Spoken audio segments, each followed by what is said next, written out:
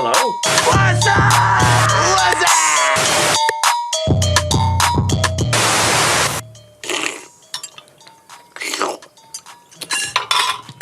Hey, Carl, what's up? Welcome to BombHole Group Chat 11, presented by none other than Run Through a Wall Smelling Salts. This is a loose, extremely loose, roundtable format discussion about all things snowboarding. Most of the topics are submitted via Instagram and via our Patreon members. And thanks to our sponsors, Woodward, Bubs, Ikon, Autumn, and Turtlebox. Today, we got an elite group in studio. We got Joey B, how you doing in studio? We got Eddie Wall, we got Todd Richards, we got Silk D. What's happening, boys? Whew, it's great. Exciting. It's excited. It's exciting. It's exciting. It's exciting. Happy to be here. It's excited. I'm feeling excited. The excitement is real in the booth. We're firing on all levels. This fucking airplane's like three rivets are real loose and the door's about to blow off. Then buckle your seatbelts. That's right. What is buckle your this? seatbelts. This is a broadcast brought to you by Boeing. All right, let's take a break. This is also, I think we're all shells of humans today. Yeah. First of all, JBHYD landed at 4 o'clock in the morning on a red-eye flight. Late. Classic, red-eye. Joey. Eyes were red. Classic. Yeah, Wow. yeah. And then these guys are on more of a brown-eye flight situation. These guys are punted from all day being on the microphone. I think I have sun poisoning. Yeah. I might, literally might have sun poisoning. In your ankle. Yeah. And also my ankle is like walking on a bag of broken potato chips. Yeah. Oh my god.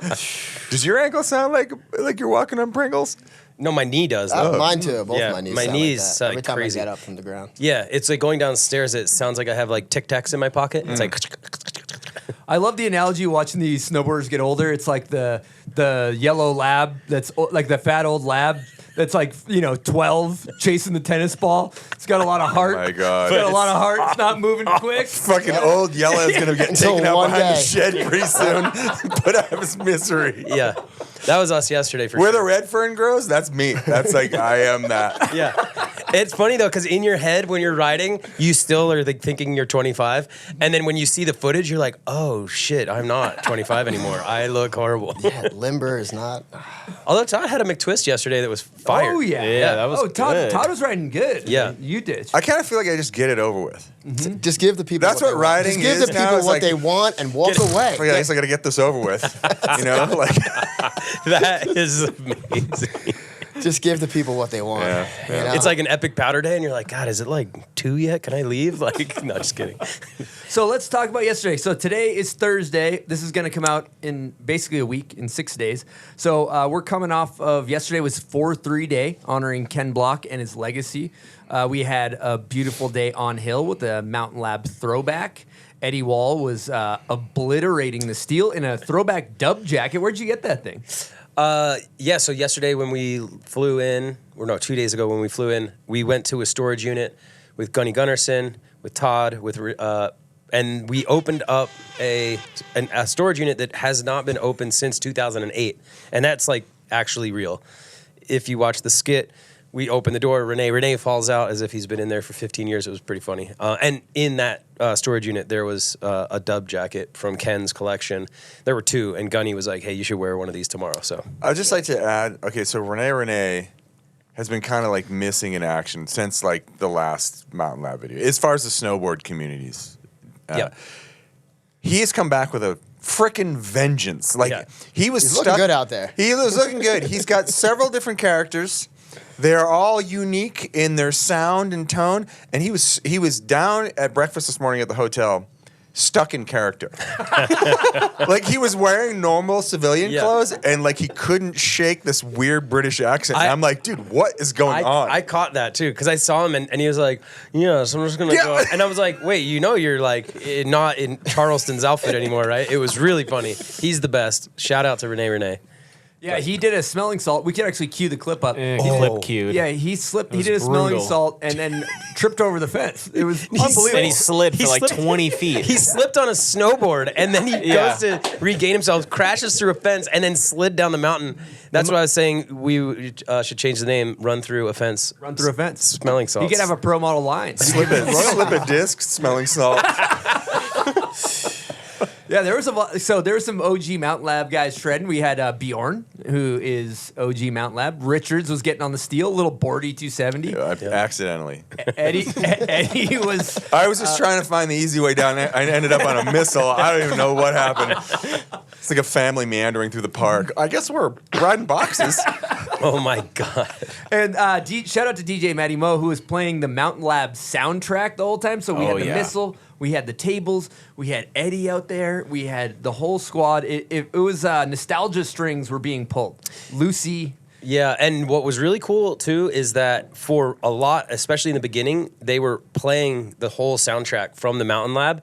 And to be honest, like up at the top, we're kind of dropping in, and there's the missile and the original picnic table, and then hearing the soundtrack, and like it was really cool. It was like very like tugging on the heartstrings, you know. Yeah. And then heavy. Todd Sick. was master of ceremonies of the auction, the indoor Yep. event. So last night there was a giant auction to benefit 43i, which is Ken's legacy institute, where it's like, you know, they're helping. If you have the talent, but maybe you don't have the means, 43i can step in and help you to be the best you in action sports, whether it be motorsports or, you know, skate, surf, snow, or creative.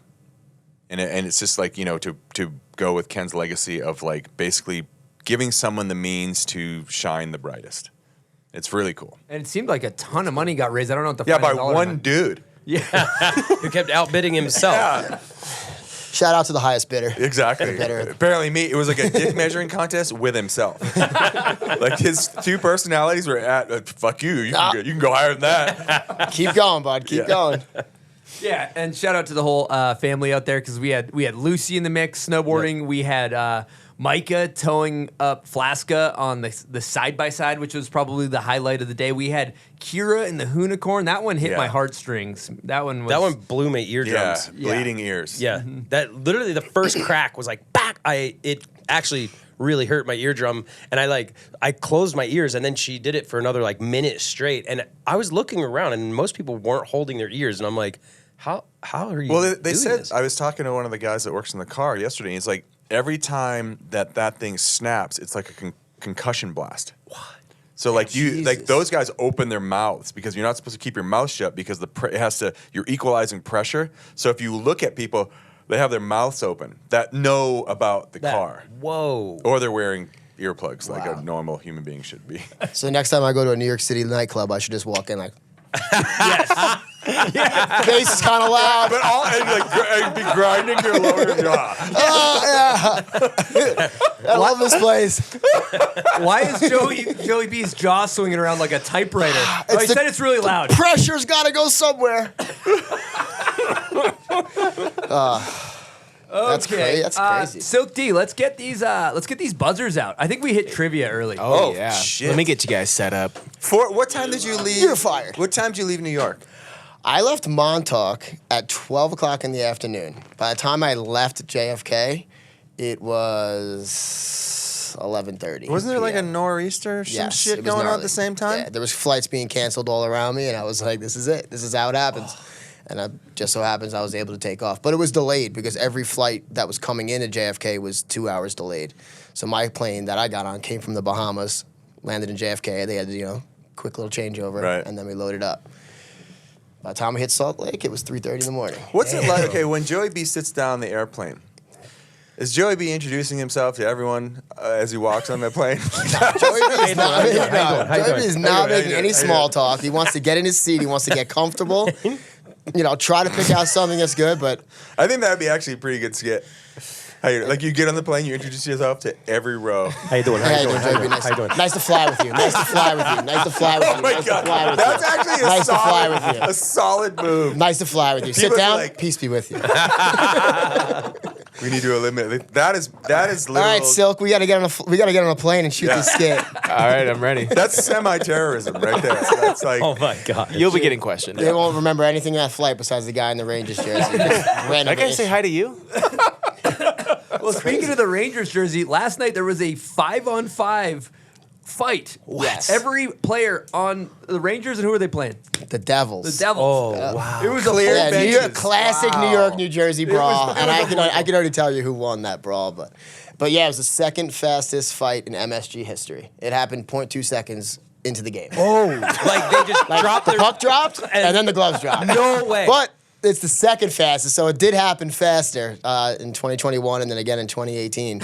But in 1 second. But this is the second fastest fight. Everybody on the ice fought, and then it happened. And then it happened again. And then at that point, the refs had to go over to the bench. There was only 6 guys on each bench because everyone got ejected. And the refs had to go and say, like, listen, if you guys do any more penalties or fight anymore, you're not gonna have enough players to play the game. So everyone just simmered down. So yeah, we had like our third line on for like 15 minutes before all these guys that got ejected for 10 minutes or 7 minutes could come back in. What happened? Yeah. Like, did someone just say? I want to know what was said. I think it's a bacon, egg, and cheese versus pork roll sandwich kind of situation. But I mean, Classic. It runs You know, deep. It runs deep. we got this new enforcer on our team, Matt Rempe, who's kind of just like he's been fighting every game he's been in, and he's a rookie, but he's a tough guy. And I think they kind of knew that he was coming back this game because he was on a 5-game suspension, and I think they just wanted to really test him. A couple Jersey fans DM me telling me that he got his ass whooped, but I beg to differ. All right. But here's- hey, here's Are we the snapping deal. in? Are we gonna snap into these? We're gonna snap into a couple smelling salts here. Here's the deal. It's you got Are we the- pre-snapping? No, well, you can, or if you get It's a optional. question wrong, you're gonna have to do it. Okay. I got Oh, that. wait. Also, can I ask a question? Yes. What are You No, can't they ask. are. no. There's, You can ask there's a no question. gluten. No. in Yeah, these. You're good. They're gluten free. Are they vegetarian? No. My real question is like, what is the actual point of these besides just to burn the shit out of your nostrils? That's Well, it. if you watch hockey, Yeah. these guys probably did them before they fought. You know, it's like to height, but it doesn't give me that. It It doesn't opens make up me. your respiratory system. Increased oxygen flow, I'll tell you what. potentially. Oh, okay. Yeah. Rumor? I don't know. I'll tell you what, being on a long road trip and you find yourself kind of like this and Oh. you crack a smelly salt, You sit on a give few. you an You extra sit on a 15, few of 20 minutes. these on the road. I mean, you want to Right clear up. out the car? Maybe that's what I should do when I get on a plane. Just get on a plane, hand somebody a smelling salt, and say, "Are you ready to fly? Are you ready to fly with me? Let's go. We're going to Utah." Oh, that's a little how you doing there. Oh, let me throw me a how you doing over here. Throw a smile.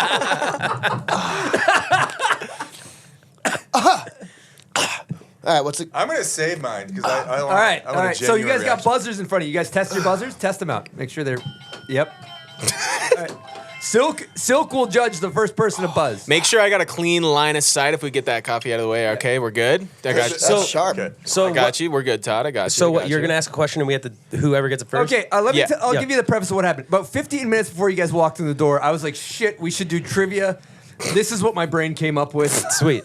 Good luck. I'm sorry. A lot of prep So, here. so listeners, viewers, we're excited just as much as you guys are. I can't wait. We have no idea All what right, time. but hands on lap because it needs to be Oh. as awkward as possible. Okay, I like when that. your hand comes up. I'm fine with it being But awkward. Skill. again, if you get it wrong, you got to do a smelling salt. Yeah, if you So two if you, people- if I'm you- already slapping. yeah, the if you buzzer. buzz and you're wrong, Okay.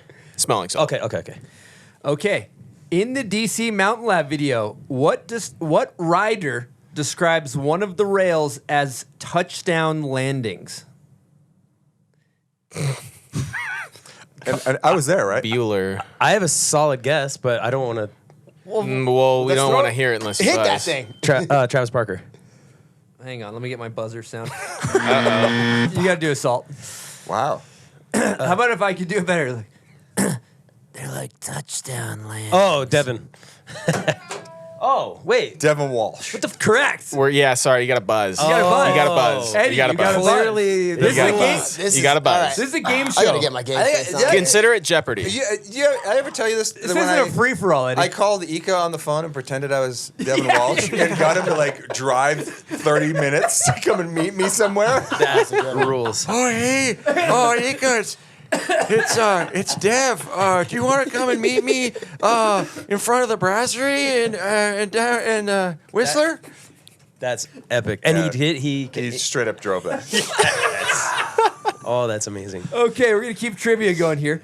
What is Lucas Magoon's daughter's name? Joey B.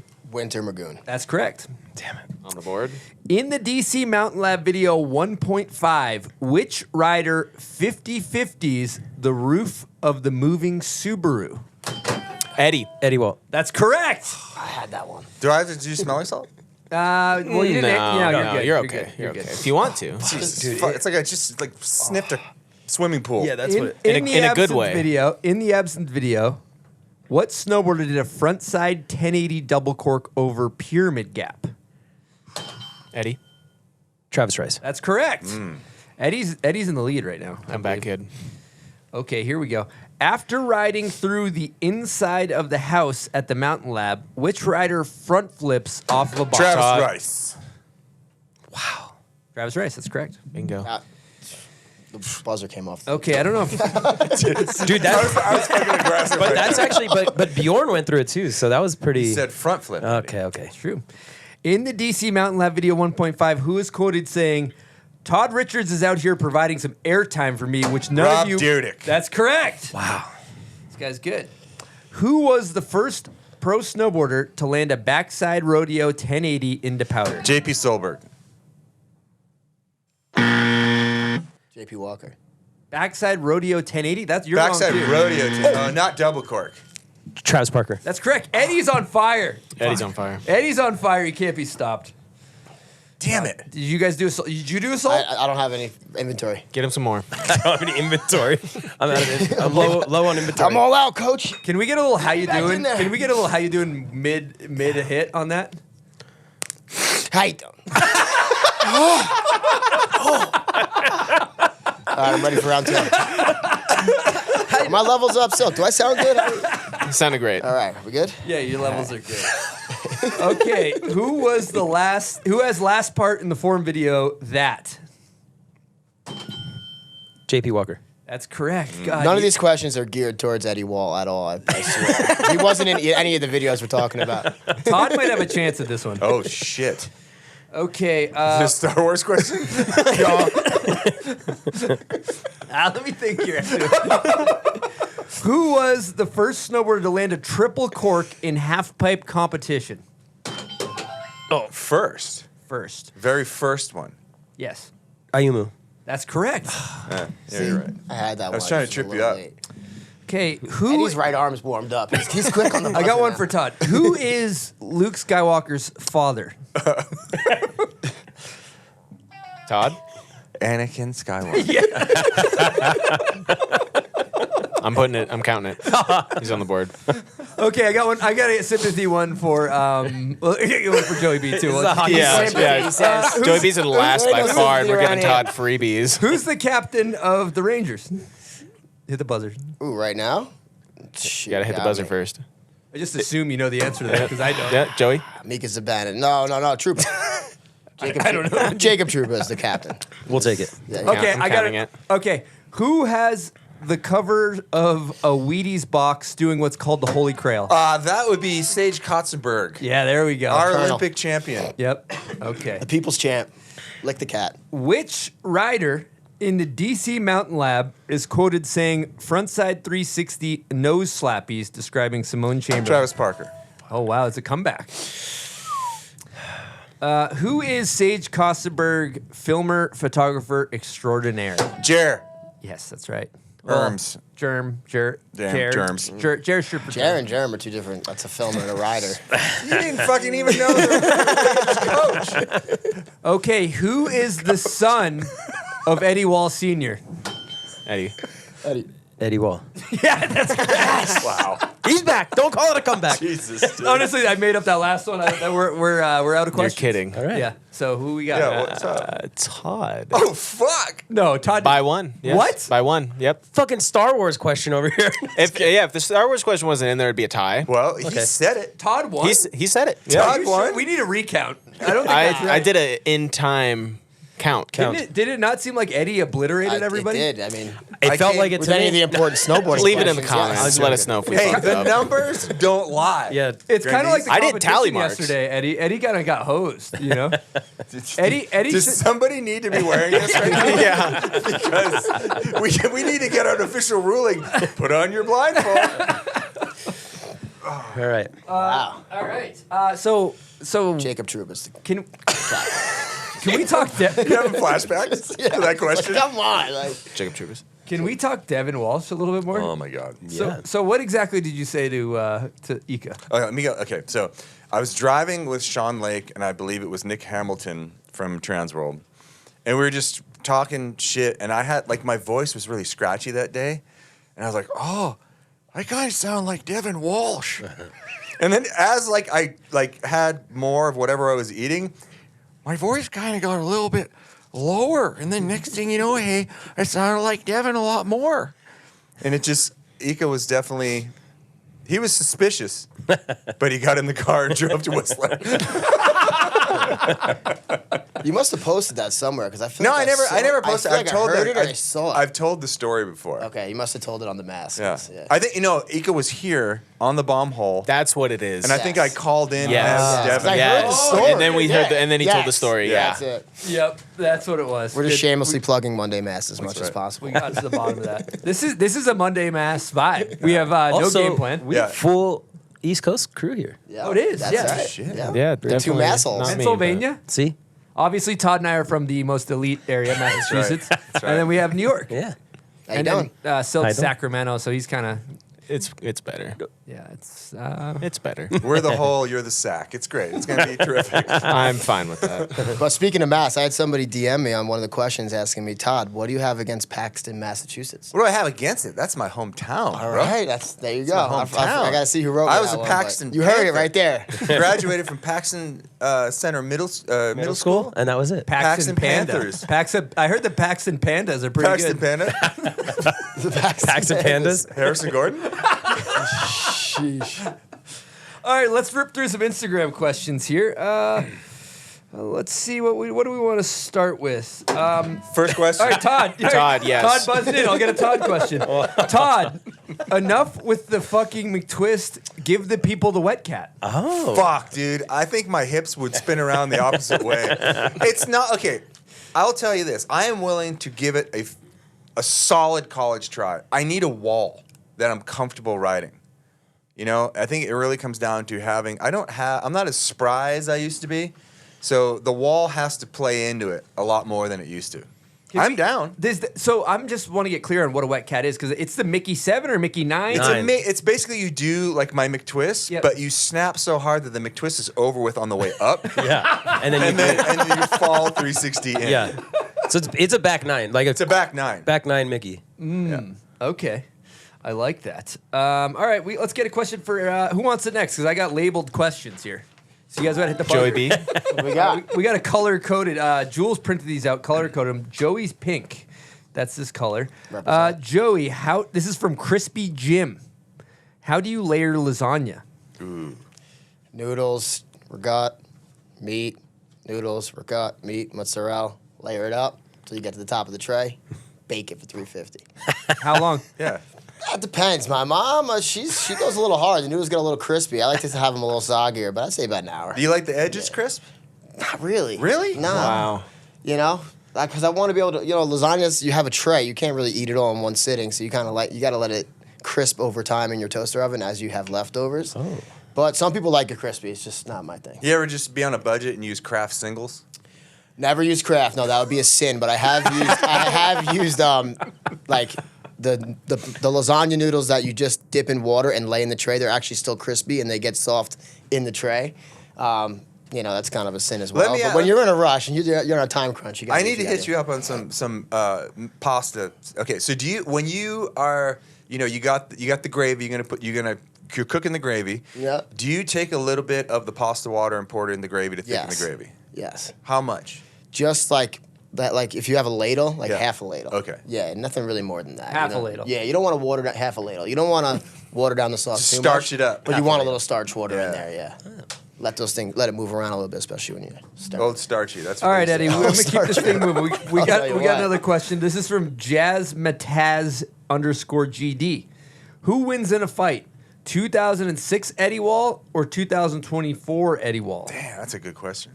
Like a physical fight? A physical fight, I believe. That's like 2006. could you the question could be reframed, could you beat the shit out of your 2006 version of yourself? No. You don't think so? I don't think so, no. I was in way better shape back then. Now you got man strength. I guess, Good but point. I'll tell you what. Around Don't 2000, underestimate the man strength. the year I wouldn't. There was a 6-year period where I boxed 4 to 5 days a week, but that was around like 2012. So my 2012 self could kick my ass of any of the years.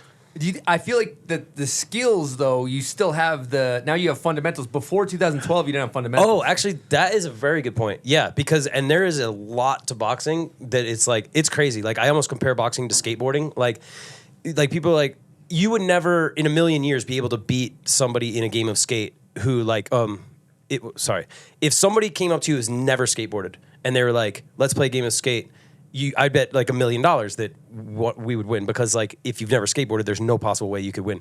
That is how boxing is. Once you get into the gym and you understand how boxing works, it is like skating in the sense that like you think, oh, I'm pretty tough. I could probably take a couple swings at a boxer. No chance in hell you can beat a boxer in a fight ever. The endurance is crazy. If you haven't fought, it's it's nuts. Actually, Let's dig into this a little bit because I'm like fascinated by this Tyson match that's coming up with Logan Paul. Okay, yeah. I'm fascinated, and I know it's going to be like a portion. It's fake. it's a money fight. But 100%. Like it's a show. I'm not 100% convinced that Tyson's brain won't fucking snap, and he will just all of a sudden black out And just kill start him. throwing haymakers. Did you guys watch the Logan Paul documentary on Netflix? No. Dude, he's a legitimate boxer. I'm Okay. sure. Like he trains like a real boxer. Yeah. He's fucked up legitimate fighters. Mike like, Tyson bit a man's fucking ear off. Good point. That's a Yes, good point. yes. It's a good point. And I also feel like they're feeding you certain clips to kind of make you biased. Like they're not really showing a lot of Jake Paul stuff, but they're showing a shit ton of Tyson stuff. So I think they want. I mean, obviously gambling wise, they want you to be like, oh, dude, Tyson's look at this guy. He's in the gym. He's freaking. He's a killer.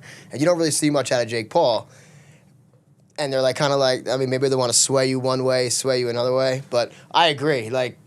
Tyson doesn't have a kill. He has plenty of wins, but he hasn't killed anybody yet. So he's going for his first kill. Yeah, he's going for his first kill on Netflix. So, I mean, we'll see how that does. But, I mean, that's the only thing he doesn't have. But he doesn't want to end his career, obviously, losing to Jake Paul. And then people are like, well, there's a 30-year difference between you and Tyson. Like, it's kind of messed up for you to beat the shit out of a guy who's 30 years older than you. And he's like, if you lose, you lost to Tyson. But if you beat him, you got your ass whipped by a man who's 30 years older than you. So it's like a double-edged sword for Jake Paul, I think. But. All right, we got some more questions here. This is an interesting one. This one's for Todd from M_Vicken. Todd, which one of the riders in Nagano final would win in mini pipe today? What if Turrier joined? Where are we at with like? Oh, you mean like if you guys were all to compete again and get in a mini pipe right now? old ass people? Yeah, like 92 Olympians. I would say You got them covered. Yeah. I think I don't Todd's know, got 'em dude. covered. I don't know. I think there's some sneak attacks in there. Gian Simon, I feel like, who won the gold, I feel like he became a better snowboarder after that in the half pipe. Like it was kind of a fluke that he won. Like I'm pretty convinced that Daniel Frank won based on what I saw that day. But Gian became like a way more proficient pipe rider after that, and he still puts up clips. Like he's ripping at locks. Doesn't Daniel still ride too? Yeah, Daniel's still ripping. Daniel still rips. Yeah. Yeah. So he's in locks. That would be a good. I don't. contest. None of those dudes are like. They're probably just. I think I've got him by a few years. Yeah. I think you got them covered. I mean, Todd, the Mickey's still there. The front There's sevens other- are there. The cab seven's there. There's other shit. I just need some walls. Well, I and just- also if you're if you like were in a real contest, like you could probably like pull some shit out of the hat. Like fucking Tyson. Like I'll just black out. Blacked out. What happened? Bite Gian's ear off. Show up, he's got a weird face tattoo ready for competition. What happened to Todd? He's really fired up for this Nagano rematch. He was all in on the face tat and got fourth. Just came off watching the Tyson fight. So here's another question. This one's from Lake Condor. Can you East Coasters drop an edit ripping Parmesan Peak together? Can we get some clarification on Parmesan Peak, Joey? Parmesan Peak is Whiteface Mountain, New York. Yeah. Oh, it is. Okay. Yeah. It's officially Parmesan Peak. Parmesan Peak, yeah. Lake Placid. The Olympic, Lake Placid's Olympic Holy Grail is Whiteface Mountain. I've aka never heard Parmesan that. Peak. You never heard Like, we used to say that all the time. Yeah, white face. It's a very limp town. It's a very limp Placid. town in New York. Very limp I've of a never town. heard that. Oh my god. Yeah. What was the question? Well, it was really, I wanted to get. It's a statement of a request. It was a request for us to Yeah. get an edit right in Parmesan Peak, which now I know what it is. Consider it done. Lake Consider Placid. it done. Let's go. Exploded bones. You ever had them? Well, I have too. You and I, we share this. And what I did 6 years ago was I reached out to Bubs, and I got on their college, and I've been on it ever since. And if you want some proof, my bones used to look like this, and now they're looking like this. Huge improvements. I feel it in my joints every day. I'm not getting any older, younger. I get it confused because I feel so dang good. And if you want it too, go hit up bubnaturals.com, promo code BombHole, and you'll get that 20% off. Go click up. All right, let's talk about Autumn Headwear. Big fan of their product. They make a bunch of our beanies here at the BombHole. They make the Run Through a Wall. They make the one I'm currently wearing. And they have all different types of style beanies. Their motto is style matters. And everybody on the team has great style. So they got a bunch of different style beanies. They have the deep resi surplus fit, which is the hat that I'm wearing right now. They got the shorty fit, which is the shallow one you might catch Silk D wearing. And they got the simple fit, which is right in between. They got a great team of riders, great team of people. It's snowboarder owned. Got Brad Alban involved, who's a straight up OG, Lil Jeff. Good people doing good things. Check out autumnheadwear.com. They got so many different cool styles of beanies.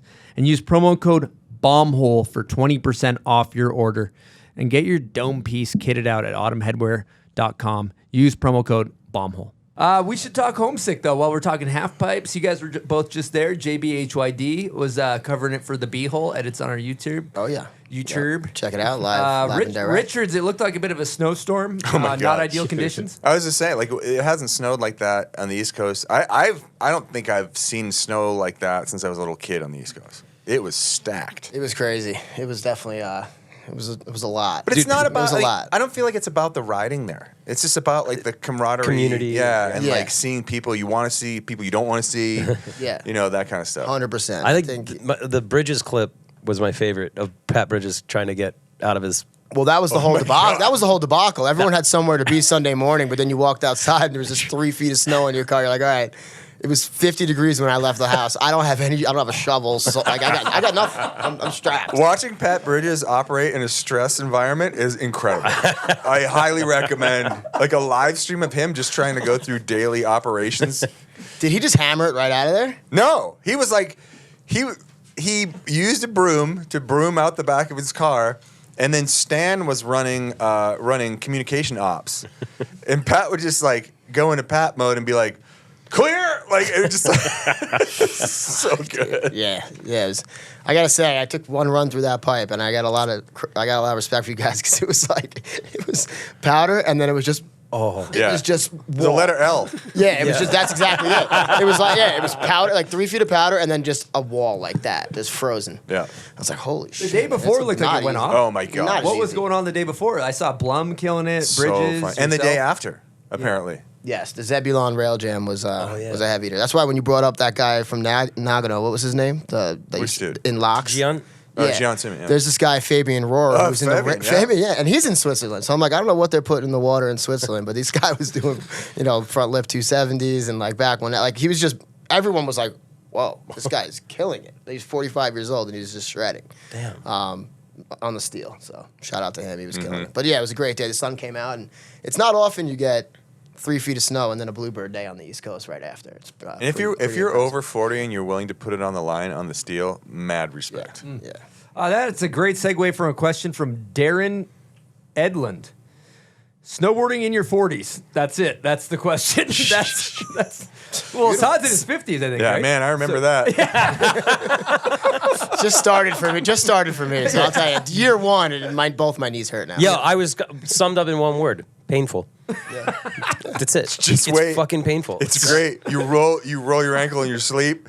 Wake up with a displaced hip. Like yeah, it's just, yeah, what? yeah. I you- basically sleep like a mummy now. I just lay like this. I don't want to have any issues when I wake up. Yeah, it's true. You know, like compression socks. I need like a compression body wrap. Yeah.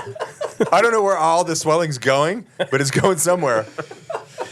Yeah, it doesn't leave. Oh, wow. That's great. That's good stuff. I thought this is an interesting question from K. Carl. Scariest contest you have ever entered? Anything come to mind for you, gentlemen? Go ahead, Eddie. The rail jump is Eddie fucking Wall Invitational, the Eddie Wall ride. That was definitely not scary. that was fun.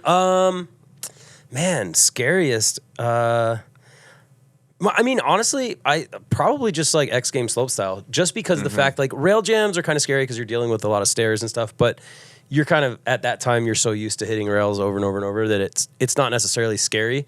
But like when you're at the top of the X Games and like. It's like live to TV and there's a lot going on and they're like, you're up next and it's just like it's Pressure, pretty pressure. it's pretty nerve-wracking. So I guess I'd say that. Mount Baker bank slalom. Ooh. Fucking terrifying. Because it's like, it's the gnarliest peanut gallery of all time. And if you're like the half pipe kid, they're just wishing you to fly out of the course. Like, it's just, I can feel you've got like homies on turn 6 or whatever, where it's just the gnarliest turn ever. And it's like shelves and you're trying to pick a line, the right line. And people are just like, give up hope, ollie the rope. Like, just get out of there. The last thing you see when you leave the booth is say your prayers. Yeah, exactly. Yeah, that's cool. Jesus. Yeah. Yeah. I'd say Red Bull All Snow. They had a Red Bull All Snow event probably 2016 at Corinthia, and it was actually all ice. Absolutely terrifying. But there was so much budget and so much going on that they had to run the contest, and it was absolutely terrifying. They had a rainbow feature that was just actually pure ice itself. But What? Very, very terrifying. 1 or 2 runs, and I was out of there, so I'm good.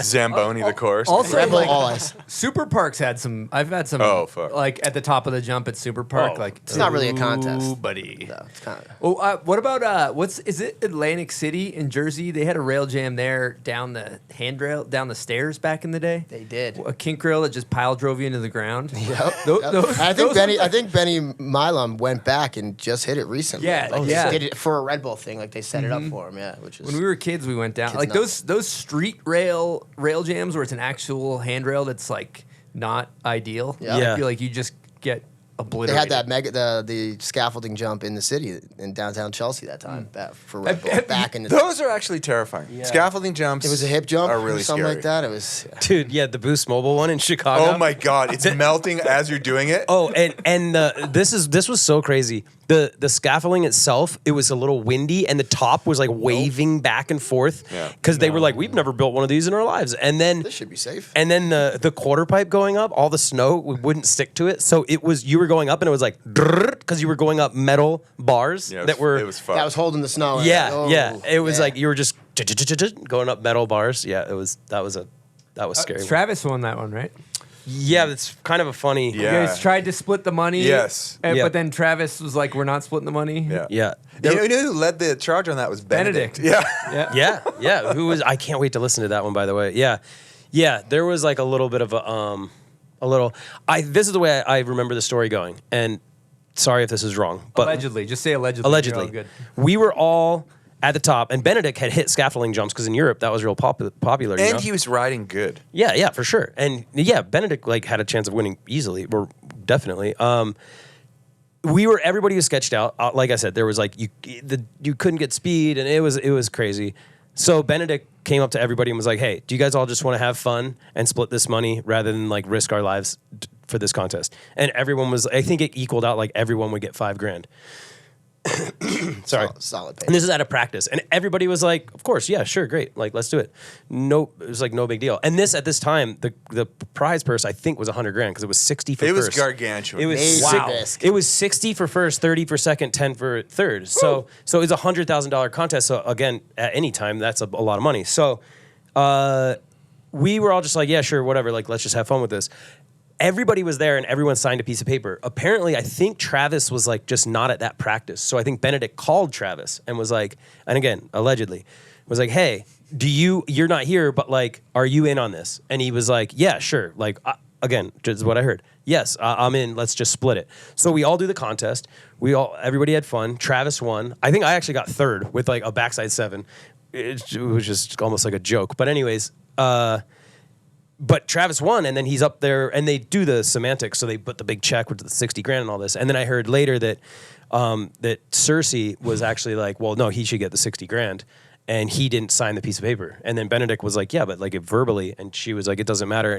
And again, this is all just like hearsay and rumors, but apparently I think. Hearsay and rumors. I was fucking standing right there. Yeah. Allegedly. Allegedly. really nerfing these statements out, aren't you, Eddie? No, but again, this could be wrong. This is like 20 years ago. Who fucking cares? Anyways. Past statutes of limitations. Yeah, are but good. apparently I think they actually paid Travis the 60 grand, but then they beefed up another 60 or whatever and paid out everybody who agreed to split it. Meanwhile, Wow. the person running this entire fucking operation is Dave Sipnewski. That's which was right. incredible. Wow. Boost Mobile Yes. Pro, Dave downtown Sipnewski. Chicago, just endless burner phone money, you know. Yeah. Sounds They're- like it. 100 yeah. grand. Yeah. Is, Yeah, it was good money. There was a time when the Boost mobile phone wrapped around your neck, like Danny the Dingo. Gooner. Oh, that's right. You hung it on your neck. It was essentially a chain Yeah. for snowboarders. Yeah. I had a Boost Mobile like this. It was ridiculous. We all had free, unlimited cell phone business. I took a phone to Fiji and put it on a table, and it was just the public phone. Oh, that's they good. they made a hard play into action. They sports, did, for they sure. did, and I mean, shit. Drug dealers worldwide are still using Boost Mobile. Oh yeah, they kind of Burner Mobile. Burner Mobile. They figured out their market. Yeah. They've cornered their market now. If you want to disappear, try Boost Mobile. Are you into doing sketchy stuff on your phone? Try Boost Mobile. They're like marketing demographic meetings. It's like the big circle is like drug dealer, and then the small circle is like normal people. Like People willing to hit scaffolding jumps. Drug dealers. It's like, perfect. We got the world locked down. Yeah, global takeover. oh my god. That's amazing. All right, this is a good question. We were just talking about injuries. This is from Woody199. Adversity of overcoming injuries and staying in the game as we OGs in 40s and 50s. Dude, you hit that one, Grandies, because I feel like, you know, to film gnarly video parts, and you were the most recent to film video parts. Like, what is that like coming back from injury and like trying to get over the mental hurdle of I am this age now. I know what it's like to be fucked up, you know, and to cross that hurdle into what needs to be done now to have a legit video part.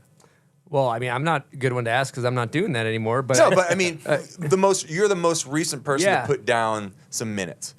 yeah, I mean, I don't know. I think the reason why I'm not gonna say I tapped out. I still push myself on my snowboard from time to time, but like, I fucking punted my head off the ground and I started like it was affecting me, and so my game was that, like I need to be able to hit the ground hard in order to be able to ride well, and if you can't slam, you can't really be a pro. You can't ride confidently if you can't hit the ground hard. If you're anybody that's ever nursing a shoulder injury or riding around where they're like, where you quote unquote can't fall, when you've had 12 concussions, you can't really like attack the mountain the way you did when you're 18 and you're kryptonite, you know? So I don't know. I mean, I think that it is important to take care of yourself and just, you know, the barrier of what's gnarly just comes down a little bit, and you celebrate the wins and you find things that keep you excited, and you do dumb shit on your snowboard. You have fun riding with Todd up at Woodward. And You don't stop. I think the biggest thing, you don't stop. in Right. in your I mean, I'm 54. You do not stop. As soon as you stop, Yep.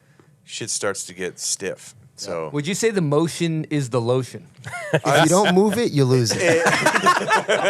if whoever smelt it, dealt it. So whoever denied it supplied it. My bad. My bad. Yeah. But also this stuff helps right here. Yeah, you that's know? right. A little Bubs Naturals. Yeah, a little Bubs collagen- Naturals helps. Collagen in the joints will always help. I think you like out. also not And drinking obviously- like 90 beers a night. Yeah. Like Yeah. that's a key. Water's highly underrated. Yeah. I mean, I think I spent the first 20 years of my career with like 3 sips of water. That's how I rolled. I was like, Snapple? I think Fuck, I've got that's 3 like sips of liquid? water in Yeah. 2024. Yeah. It's like, What about the Bauer's cold brew? How does that? Ooh, how keeps does you that- juiced. Yeah, keeps you you know, you juiced. gotta have a little caffeine in the morning, Yeah. get you juiced up. But you know, it's always nice to have. How many of throw those a you little crank more. a day? Well, supply is limited, so today I only one, but I did have 3 hotel coffees that got me Wow. juiced. Oh my God. How many anxiety attacks have you had today? Just one in the freaking grocery store. I'm trying to get salted meats, and I'm in Rancho Market, and I'm looking around. I said, they got something against Italians here. Like, this is I'm not in the right place. Go over to Smith's. I found what I needed for. But yeah, I was having an anxiety attack in the grocery store because there wasn't a single Italian product in the whole. How does this place stay in business? You just came back with I don't understand. you came back with 12 packs of Lunchables. Yeah, that was almost my option. I was like, nah, I'm not gonna do that to these guys. But I'm in there like this, 3 cups of coffee deep. Like, just give me the freaking meats. Where do we stand with Lunchables as far as Never. No, I don't want to. I don't want to eat that. No. I'd rather go ask the guy in the corner there for a taco. No, I can't do. Like, you gotta do good meats. I mean, even the cold cuts here, I'm not gonna say anything about it. But Why do you think that like pizza and good deli sandwiches are so much better back east? Like, what is your It's a theory? good on it? question. Great question. Todd. honestly, I just think the craft. People say it's the water. I'm not really buying that. I think it's the anger. You know, crazy stories. Yesterday, I get my rental car. I'm starting to pull out of the airport, and this guy stops me. You have to like go through this little barrier before you leave. There's a attendant there. Hand him my license. He sees I'm from New York. He goes, "Man, what I would do for a good slice of pizza." And I'm like, "Oh, like what where can you find good pizza?" I was like, "I got friends that live out here. They all say the same thing." He goes, "Yeah, well, they say it's about the water, but people aren't looking for that slice that." Right. That you are in New York. Like, Right. he goes, I would love to just be able to walk into a deli and get a sandwich or walk into a pizzeria and get a slice. He goes, if I want pizza, I got to go to like Pizza Hut. And I just out of the kindness of my heart, I told the guy, I said, listen, I'm coming back in 2 weeks. I'll bring you some pizza, bro. What days are you working? No way. Yeah, I mean, who knows if I really will do it, but I mean, I felt bad for the guy, I felt bad.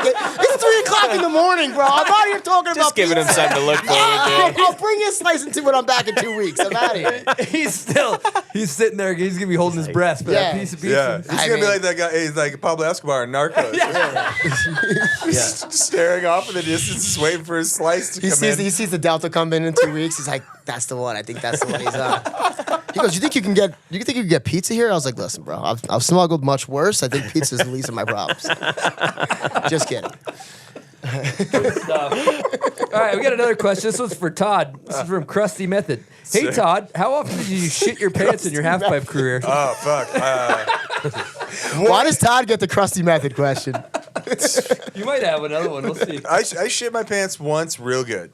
That was the one that you opened up your book with, right? Yes, I totally mudded my drawers. But I bounced off the flat and one cheek sneaked it where I had to like go and have a look. Yeah. Yeah.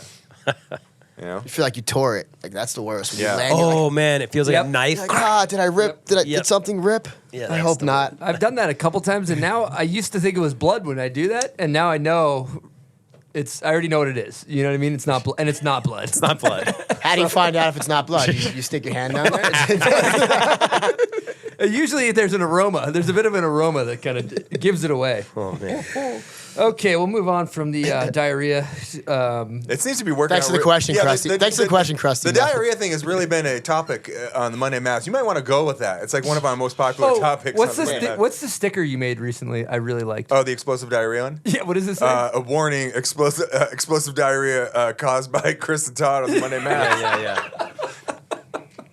Oh, that's good stuff. Sponsors and shit talk. Gotta love that. Yeah, what's going on lately on Monday Mass? Oh, it's a fucking train wreck. Like I said at the beginning of the show, it's like the bolts are flying off the wing. It's full Boeing over there. Give us Every a day. play-by-play of Kote in Japan. Oh my God, she's just the chili bread bowl master. Chris likes to fly halfway around the world to go snowboarding for a day, and then wonder if we have to snowboard the whole time. Do we really have to go back up on the hill? We already did that, right? Yeah. No, it looked like he had a very nice, relaxing time in Japan. I've got to Very- say that like where we went and the crew that we went with the Mint Tours guys, it's the best leisure powder trip ever. I mean, the mountains in Japan are kind of like going to Big Bear. Yeah, they're Like, mellow. they're not very steep, but they make up for with like, the mushrooms and the trees that you're popping off of, and the ramen in the hotel. I mean, not the hotel, but the lodge, and just like the amount of snow that just keeps falling. Yeah. And it's just does it weird. affect you like on the slope for? No, it's steep enough to keep going. Cool. Yeah. But it's just So it's not like a 3-foot powder day at Stratton. no. Okay. Opposite. Just want to make sure. And there's like 3 people on the hill. Right. Scratching for speed Eddie, out there. did you ever live in Summit County? Where is that? No. Colorado. No. Okay. No. Well, then this is another one for Todd. Board for the scraping. What do you miss most about Summit County? Ah, shit. Getting down to a lower altitude. Wait, so are you? Yo, is your that answer shit- that leaving is Summit no County? Look, I definitely, what I miss about living in Breckenridge was being able to ride every day and go up for an hour Right. if I wanted to, and then turn around and come home. And what do you do when you get home? Play I video, just fucking lay. I just starfish on video games. video games. Yeah, Right? Xbox 360 had some mad hours on it. Yeah, I was with Todd. Where I don't know where we were, Dew Tour or something. Oh, and this is fairly recently. You know, but you were reminiscing about the good old days and the way you were glorifying like Summit County. You were like, man, I used to just go up, go snowboard for an hour, maybe 2, come home, lay on the ground, just play Xbox all night, man. Before I had the kids, dream, like dude. it was the dream. Just like free money. You don't even know who your sponsors are. You're like, fuck, I don't know. Butterfinger this week? Okay. Perfect. What's going on with? We had a question about Moro. What's going on with Moro? Is that coming back? Are we allowed to talk about Did that? you sign an NDA? I'll give you guys some hints. So the IP for Moro is owned by K2. K2 bought Moro, and then subsequently it kind of went away. So I've been kind of sniffing around this idea. Everyone's got these throwback pro models, and people have offered to make me boards with my old graphics, but I didn't want to do it unless it was on Moro. Moro was like such a fabric of who I am for so many years. So I just started to plant this seed with the powers that be at K2, with Tom at K2, and like it's gonna happen. And Amazing. there's gonna be an actual retro board. I mean, I'm not gonna say which one it is, but I'm gonna Spoon. no, it's not the Spoon. Model T. No, stop. But we're gonna reissue it, and it's gonna be reissued under Moro. Soggy feline. The Soggy Feline. Wait, hit the buzzer. You gotta hit the buzzer first. Soggy feline. Oh my god. So rad, yeah, though. maybe. That's yeah. cool. And then we great. got Eddie over here, who's a bit of a board Oh yeah. connoisseur. Are you a TM? What's your job, really? What is it that you'd say you do here? We'd like to put up to 5 Give us people your job underneath you. responsibility, day-to-day responsibilities. Any relation to the real Michael Bolton? Okay, yeah. So not gonna work here anymore. Not gonna work here anymore. Okay, continue your speech. Sorry. No, for basically the past 3.5 years at Arbor, I was the product manager, which essentially you like oversee the whole line, boards and bindings, work with the factories. It's really awesome, and it's kind of cool because it's like a whole other side of snowboarding, you know, that I was part of, but not like this deep in. So it's been an incredible learning experience. Super grateful for it. And then in the past about 6 to 8 months, Matt Patty, he came in as the GM, which is awesome. Shout out to Matt. But yeah, and he was just like, you know what? Like, also the coolest part about that too is you get to design boards. Like I got to design a board with Pat Moore. I designed the Satori with Brian Iguchi. And that's really fun because you work with the athlete, you work with the engineer George Kent, and the factories, and you're like prototyping these boards, and that's really cool to like go from just literally an idea of talking to someone, jotting down some notes on paper, all the way through the whole process of working with the factories and the engineers, designing, prototyping, and then like now when I'm in a lift line and I see a Satori just like next to me, I'm like, holy shit, like we created that, you know? That is a really cool feeling. But then yeah, Matt came on and he was like, dude, you know, I think it's like, he's like, I love what you're doing with the product, but he was like, I feel like you're more of a natural fit with marketing. And he's like, so I want you to become marketing manager and then athlete manager. So yeah. Cool. So basically, yeah, looking over the whole team and then working with our marketing director on ad campaigns. All, you know. Is that Hava Fernandez potentially?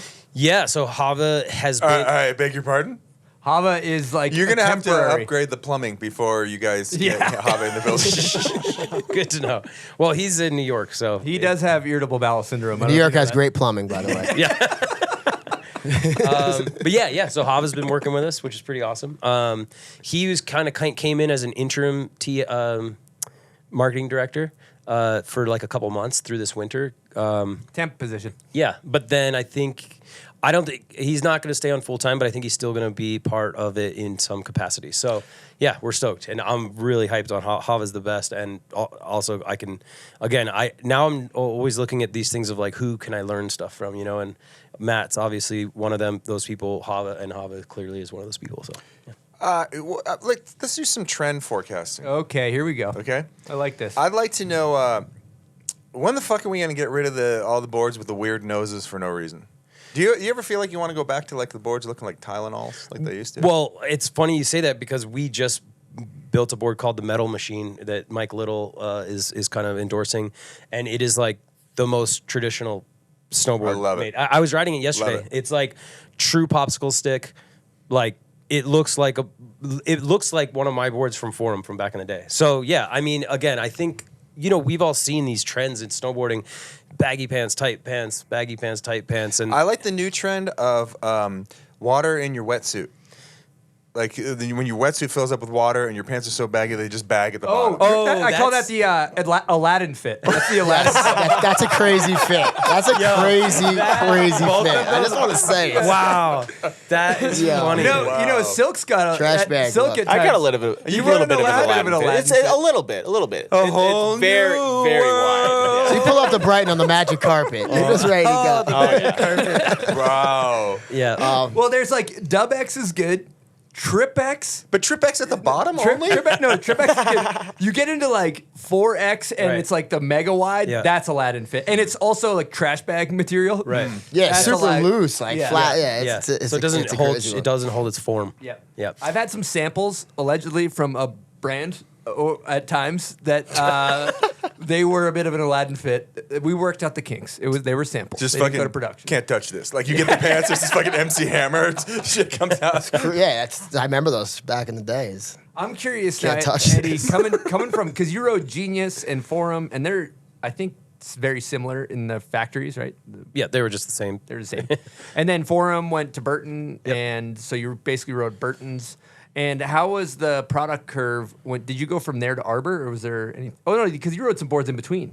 There was. I forgot about that. Yeah. So like, some people left Forum and they started Weekend Yep, snowboards. Weekend Oh, snowboards. that's right. Yeah. Shit, I Yeah. forgot about Weekend. Dan McNamara, Christian. Yeah. And so, yeah, so I rode those boards for like 2 or 3 years, which is pretty funny because I was on a team with Mark Carter. He was on Weekend, and then now Mark Carter is on Arbor, which is pretty funny. But anyways, I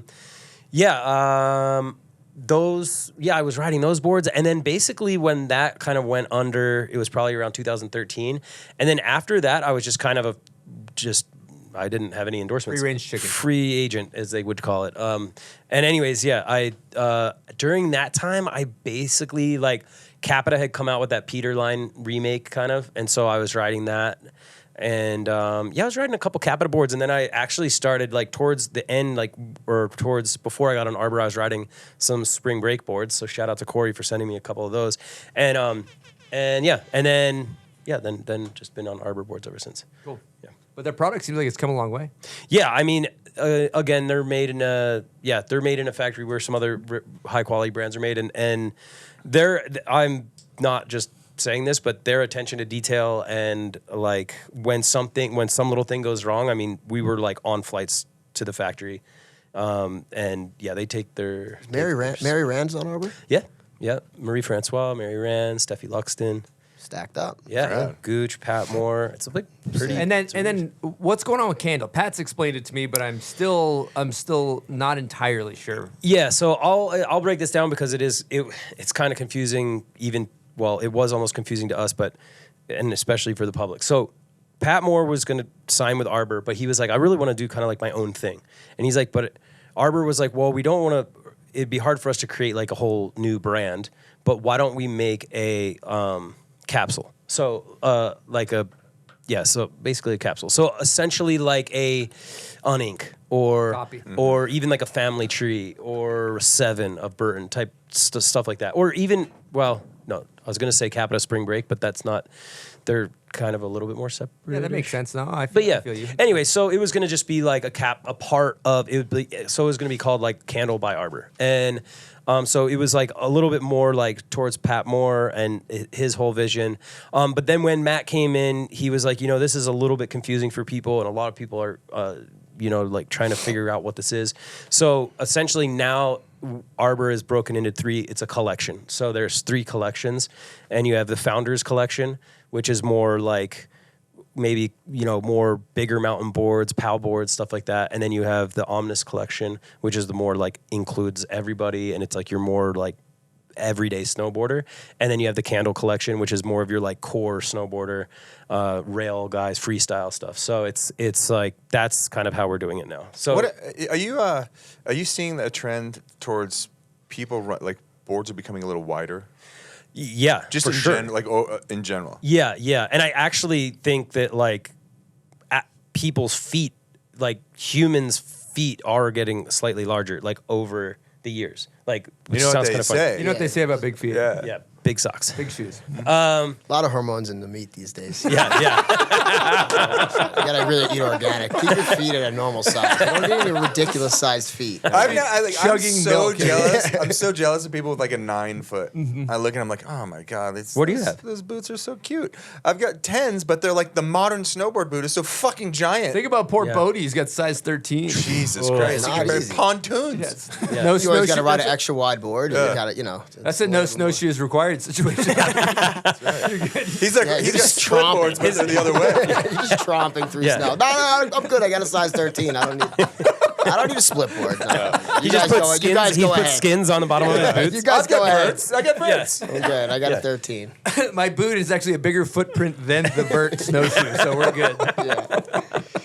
Okay, so you're going wider boots. What do we got with wider boards? No, I mean, I do think boards have gotten wider over the years, and especially with, like you kind of mentioned, all these like kind of weird, crazy snowboards and stuff. And I honestly think this whole new age part does have a lot to do with Corey Smith creating Spring Break and all those weird shapes and just getting super creative and thinking outside the box.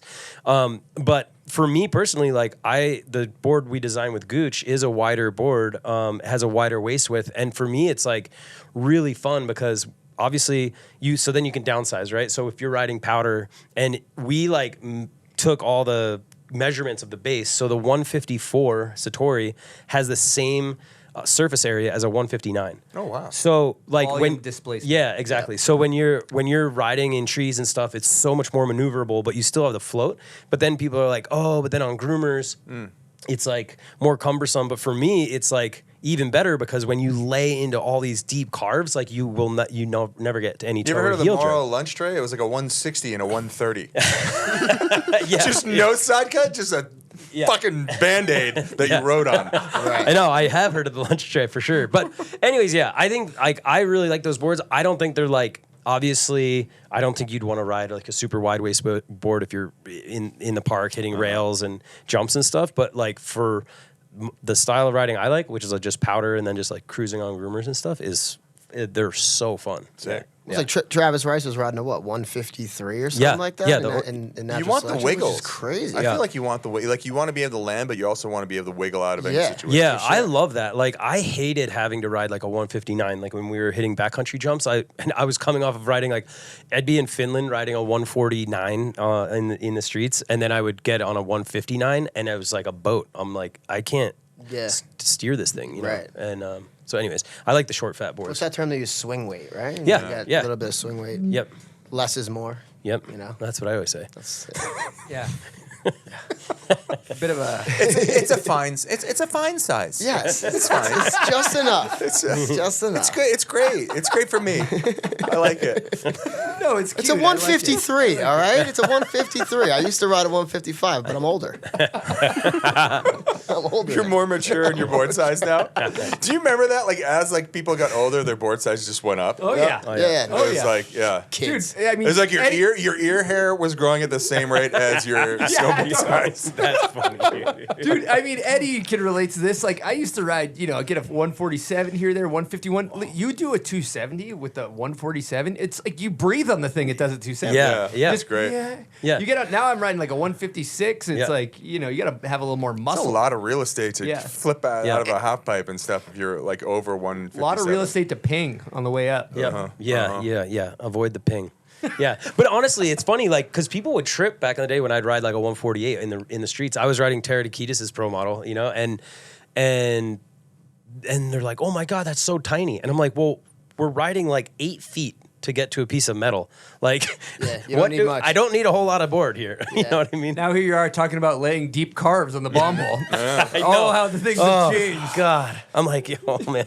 Can we talk for a second about the new single foot snowboards? It's like a snowboard, but they just took the middle of it out. Yeah, this one. Oh this yeah, one got I've me. seen This those. one I've got seen me. those. Yeah, Yeah. I'm trying to figure out like what blows out first. Is it your hips, your ankles, or your knees? Dude. Well, that's why you only see one guy ever riding the board because he's the only man who's ever done it, and he got hurt, and no one else can do it. So he's out. You know what I'm talking about, Granny? I haven't seen it. How do I my God. find this We'll- guy? We'll cue the clip. It's up. like Yeah, standing on I a found the snowboard, clip. but eliminate the nose, the tail, and the middle part.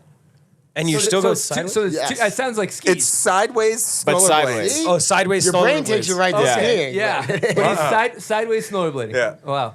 I've seen the guy Wild. with the snowblades all over his entire body. Oh, yeah. Oh, You seen that that's guy? yeah. He's like a And he- transformer. That's something else. He lays down. Yeah, that guy didn't have a chance. We should make a class for that guy at the Big Slalom BombHole yeah. Cup. It could There's be. this one clip in the thing where the guy rides by the camera and it's like fish, and he picks up his one leg. And he just like Yes. he rides by, he's got the one leg. I'm like, dude, this guy's he knows what he's doing. He's selling boards, plural, I guess. Joey, why are you here? 2 or 3. Wait, I got to ask you about like my favorite East Coast snowboarder of all time, and I know you can back me up. The Carve father. Yes. Oh, What's yeah. up? Hunter Mountain legend. What's he doing these days? I think he switched over to Wyndham. I don't know. I mean, I don't know, honestly. There's been some sightings. I heard some rumors maybe he was banned at some point from Hunter. But He shout out to the Car Father. He was because laying that too man deep. His trench is a little too deep. You know, over there, yeah, Hunter? I think he kind of got on management because the trails weren't wide enough for the turns he was making, and he kind of they just had it out. But I mean, this guy literally has his own custom Italian jacket with the red sleeve, the green sleeve, the white middle. Car incredible. Father. There's edits with you and him riding Hunter. Right? Yes, I did get. Yeah, I cameoed his edit. Yeah, you know? that's what it was. But he's the foundation for all Italians on Hunter Mountain. I think his name's Ron. So shout out to Ron. Nice. Wow. Yeah, Ron, the Car so Father. You just mentioned Tara Takitis, and we were talking scaffolding earlier. I put one and two together. I have been looking. The for hard this clip. hook. I remember it used to be on YouTube, but is it not off? She went on Letterman, right? And, Yeah. and she missed the landing. Yeah. Yeah, it was for was it for Letterman or Stern? Oh, she No. was on Stern About it. after it happened. She was on David Letterman. Yep. And they built a scaffolding jump, and she was going to do a back 3, and she did a backside 360, but drifted and missed the entire landing and just went straight all the way down to the concrete. It was bad. And David Letterman was there and was like, "Oh my god!" And they rushed her to the hospital. Cut and the commercial. He canceled. Totally. And cut to commercial. That was not supposed to happen. And they went to the hospital, and it's the first time in the history of the Tonight Show that it was canceled. No way. Yeah, ever. In the history of the Tonight Show, it's the first time it was ever canceled, like at that moment. And they're like, it's canceled. And Letterman apparently was like at the hospital with her and everything. But it ended up kind of probably being one of the best things ever. Because if she had just done the backside 3, it's like, okay, cool, well, that's it. But then it was like that sparked. And again, she was on Howard Stern, and she went on like all these other talk shows to talk about it, which was pretty crazy. Did she make it out all right? Was she okay? Yeah, I don't remember what the injury.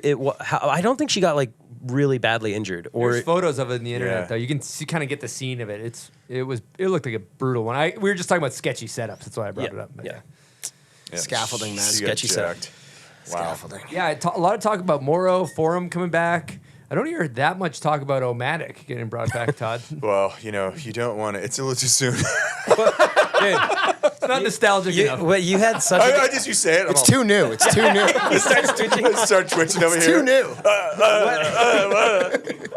You weren't there. You weren't there. How was being Louis Vito's team manager? Oh, it was the best. I mean, look. He's good Italian. He's a good Italian. Yeah, Dancer. tiny dancer. Yeah. The tiny dancer was sweet. I mean, look, He's still Bo's not competing. sign his leg. Still There you go. competing. he's still competing. He's holding it down for Team Italy. Yeah. Dude, They built the 22-foot deep super pipe up at Woodward Park City just for Louis. one of three people. He's I've one of seen three people that have all used over. it. Yeah. I think JP might be on the Dancing with the Stars next to all the dance talk. Oh, dude. You would shred. Yeah. That is the sickest. I mean, like, as far as I'm concerned, like, punk rock has always been, like, fuck you, I'm doing whatever the fuck I want to do. And, like, JP following that line is just like, I'm doing this. And, yeah, it may not be what you're thinking, but just fuck you, I like it. Yep, very cool. I think it's really cool. Absolutely. Wait, what are we talking about? He's Salsa into dancing. salsa dancing. Salsero. We started with Dancing with the Stars, Louis Yeah. Vito. Yeah. And then we said maybe JP's next in line to get on that and get on that So path. just to provide a little bit of context, he is like, if snowboarding is his wife, salsa dancing is his mistress. Like it is like he. Wait, who? JP JP Walker. So Dude, it's insane. Dude, he What? So he goes. Wait a and- minute. JP Walker's a salsa dancer? Like, not like- just a oh, yeah. salsa Die dancer, hard. traveling salsa Yeah, dancer. like if he flies somewhere, like for example, he went to Europe earlier this year, and he's like, "I'll go under one condition: you have to fly me out a day early so I can go to this place so I can go salsa dancing. So I'll invite him to go snowboard when he's in town." He's like, "I would, but I'm gonna be out late salsa dancing." And so he goes to these clubs, and it's like I forget the name of it, but there's all these like different names for it. But he's into dancing. He gets all dressed up. He shreds the dance floor. That's the I can't believe this is the first time I'm ever hearing this. Yeah. And Oh, it's no, incredible. I think It's I met incredible. JP 24 years ago. Yep. Wow. But But I mean, yeah, it's like dancing. For me, dancing's the most terrifying thing ever. Yeah. 'Cause I look like Yeah. Elaine on and Seinfeld. hey, dude, here's a funny this is going to be pretty funny. I got someone took us to a salsa dancing class like 8-10 years ago, and it was like a friend of ours, and then they were like, "Oh, you and Saudi should come," and I get in there and I was like, "Oh yeah, salsa dancing, whatever." Like, and I'm thinking like, "Oh, skating, snowboarding, like, oh, I'm coordinated in my mind, right?"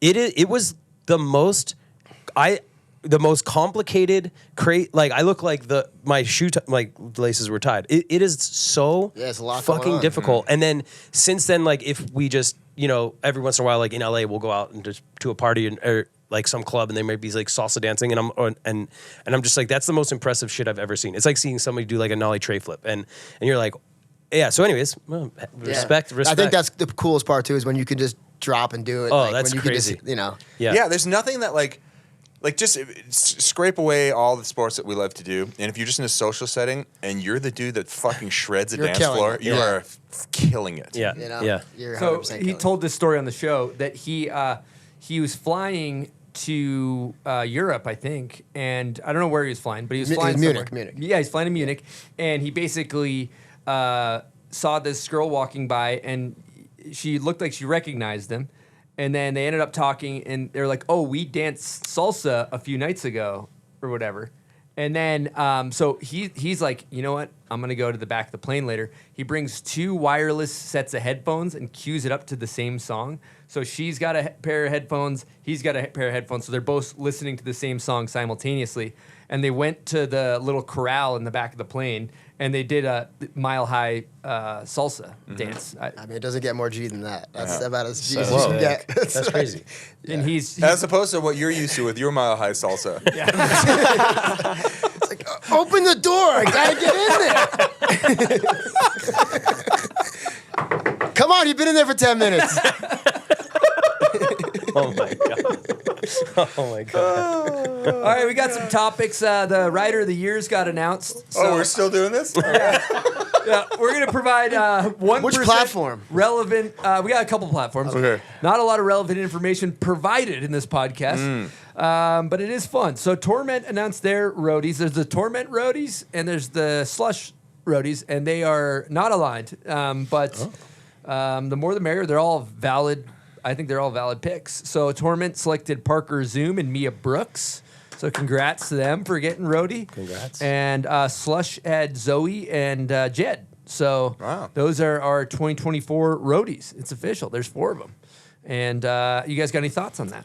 I'd like to see a Rider of the Year celebration come back, kind of like the way that it used to be with Transworld. So Yeah. it's like a big, Yeah. we all come I together agree. and celebrate these people. Good point. I agree. It's kind of like videos. Everything's just so You're like- spread out. It's like bring it all back in and make it more focused so people can relate to it and be like, wow, that's the Rider of the Year. That's, Yeah.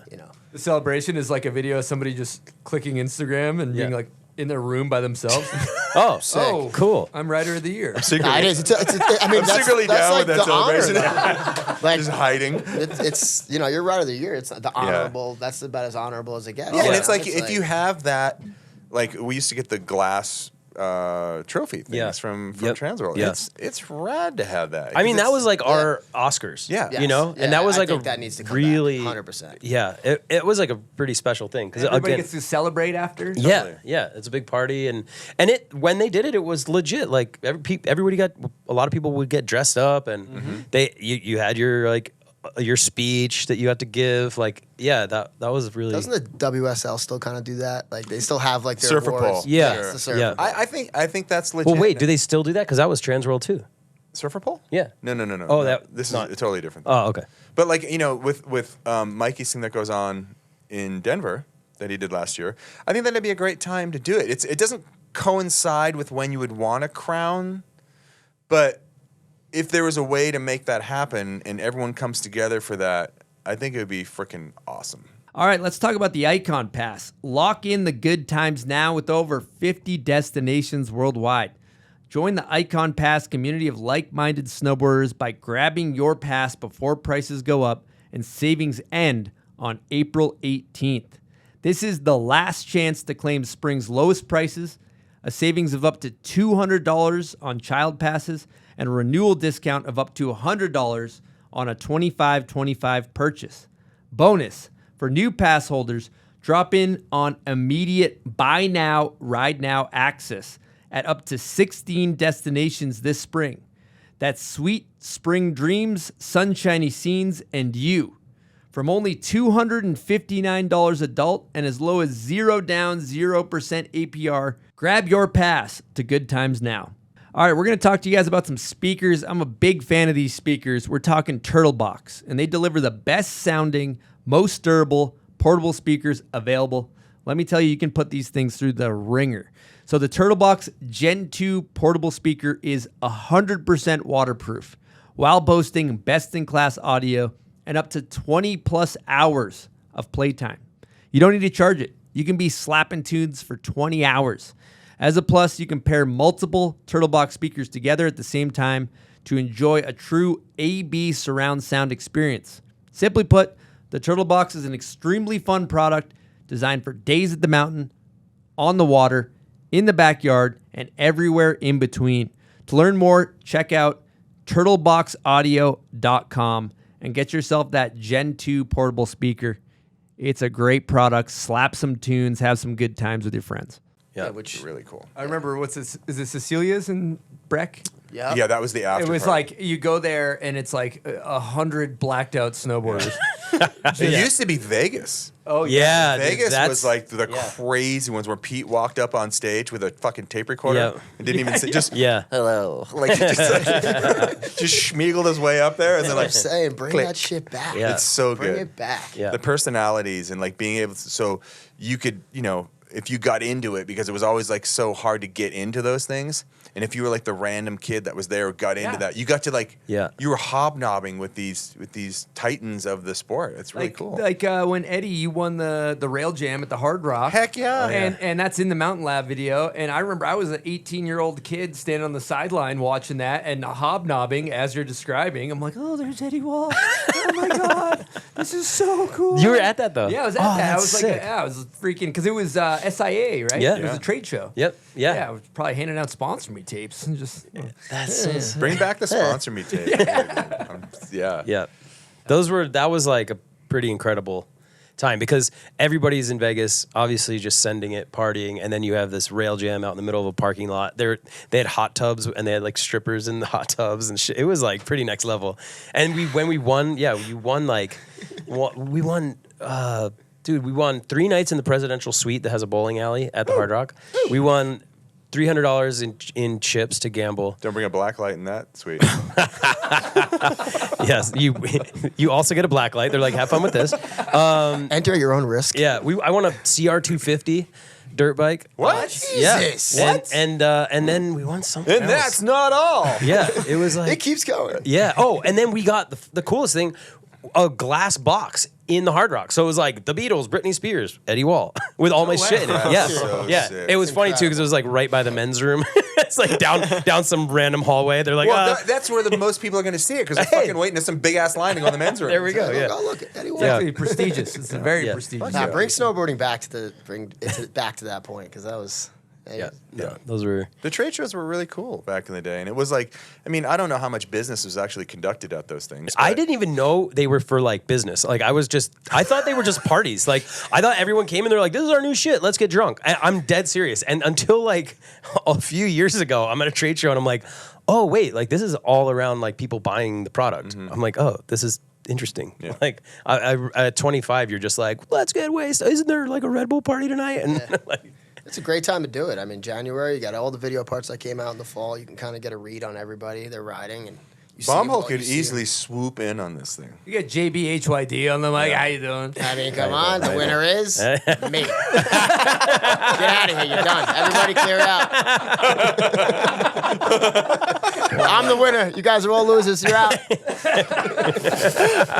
Just turns into Danny DeVito all of a sudden. Yeah. Fucking, yeah. That's great. Let's talk Natty Select because that's going live today.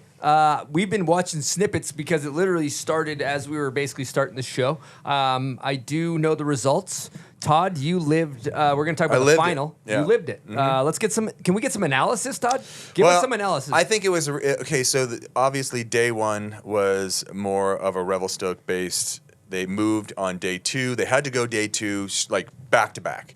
So once they cut down to who they had for the final 8 men, final 4 women, they moved into the Selkirk Tangiers range, which is a couple bumps over from where they were in Revelstoke. Completely new arena, big, wide, open bowls, not a lot of trees, wind drifts, like cliffs, that kind of stuff. And it's the venue for it and the snow. Everyone that came down after their runs was like, "Oh my god, that was the freaking best snow I've ridden." Like it was really, really fun. That's good. Yeah. That's what you want to hear. Yeah. We got any standout moments? I saw Marion Hagerty seems like she learned how to freestyle. She was like back 3ing off the cornices and then getting into lines. And Yeah, doing, Marion put some yeah. moves down. I think that Nils and his switch riding, oh yeah, he did was- switchback 3 into like. he did full switch lines, Right. like all the way down. And, Travis going giant double backies, Big Air Jared, giant double backies, Mikey Ciccarelli, monster cab 5. Yeah. Monster cab 5. I mean, you got to watch it, it's just a must watch because it's truly something special. Yeah, it's available on Red Bull TV. I will say that one of the best moments of the entire event for me was Torgeir Bergram blowing past what was the cutback line to get over to where the staging area was. Just fucking, I'm not done. I'm not fucking leaving. not I just leaving. went straight down and rode another 1,000 feet of vertical. And it was like, oh, I got to hike back up there.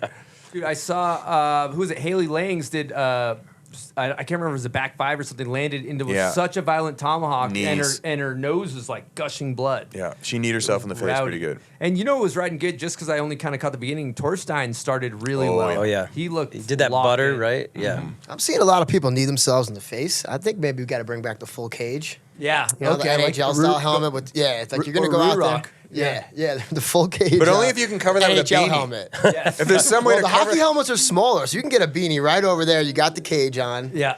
The you bird know? cage. You don't got to worry about. I will kneeing say there's yourself not a in the lot. face. I mean, not a lot of people are wearing the hockey helmets anymore. We did see Stacks Yep. Stax ran the hockey helmet at the Dew Tour. Craven. Wonderful. Craven wore it. Craven wore the hockey helmet. I also heard from Craven that he was in a fun way, but also a little pissed off at Sage for beating him in the semifinal. And he said, "You owe me a jug of oil next time you come to Revelstoke." Which, if anybody's bought snowmobile oil, it is astronomically expensive. It's like $100 for a fucking teaspoon of it. So, yeah, but I kind of like that. It's kind of like a locals only. You owe me some fucking. You owe me some oil. I also heard about a new term riding with Sage. It's called a Kootenai handbrake. I don't know if you're familiar with it. And I was going to drop in. I had a bunch of ice on my board. And he goes, "Oh, you got the old Kootenai handbrake." And I was like scraping it off. I'm like, "Yeah, I like that. I'm going to start using Kootenai handbrake." He's like, "Yeah." In Revelstoke, Craven and those guys, they spit on their board so they can drop into steep lines and their board slows them down. So they spit on their board, get some snow on it. Purposely. Like a sandpaper base intentionally so they can ride steeper lines and go slower. Is that, you think that's for real? Because that also feels like it would just fuck you up. It also feels like something 100%. Craven would tell somebody to do, just so he could laugh. Yeah, that's Just put more. some really cold water on your board before you Yeah, drop in. that You should- sounds you like- got it yeah. dialed in. that's really Oh good. my god! Yeah, you the don't want Kootenai handbrake, the Kootenai handshake. I liked in natural selection qualifiers when Craven came down in his interview and they were like, "How was it?" And he's like, "Well, I mean, it's like if you land your run, it's sick, but if you fall, it sucks." And that was like his interview. I'm out of here. Yeah, Interview over. Yeah, I think the event's really rad, and something that you need to watch for if you're not watching it right now and you're gonna watch it later. Well, no, you'll have already watched. We're going it to give by you now. guys results anyway. But anyways, if you go back and rewatch it, there's some Easter eggs in there. One of the best Easter eggs is as people are coming down and they're getting eliminated, they start to chant "One of Us," which means you are now one of the eliminated. oh, no And way. as you are being eliminated, everyone would start to pull their beanies over their helmet. Can we get a demonstration? Yeah. Yes, yeah. Yep. Yes. And so you'll notice in the background that everyone is starting to pull their beanies over their helmet. And then there's just like this peanut gallery, and they're all lined up by height. It's descending height order. And it's like Sweeten's down here, and it's up here with like It's a Mount Rushmore situation. It's so funny, Nickel dude. bags at the top. Yeah, Mickle, Yeah, Mickle, and then yeah. it's so funny. And they all have beanies pulled over their helmets. It's incredible. That's pretty cool. Yeah. Okay, I'm going to give you guys the results here for women. We had Marion Hagerty. She got first. Big Mountain champion. Mary Rand got second. Jamie Anderson third. Mikey Ciccarelli got the W. Nils got second. T. Ricky got third. And we happen to have Mikey Ciccarelli on the line right now. Let me see if we got him. Mikey, you there? Hey, Chris. Yeah, I'm here. I got you loud and clear. Hey, congrats on winning Natty Select, brother. Round of applause. That's Yeah. a huge feat. How's it feel? Oh, Has the world changed? I don't know. It's a crazy feeling for me. I mean, just riding with that crew and that venue, I think you can see it. I was just so shocked. What's that Rivian like right now? I haven't got it yet, but it looks pretty sweet. It's going to look pretty sweet in Whistler. Yo, wait, hey, I have a question. I have a question for you. This is Eddie, by the way. Nice. How, Hey, Eddie. hey, how you doing?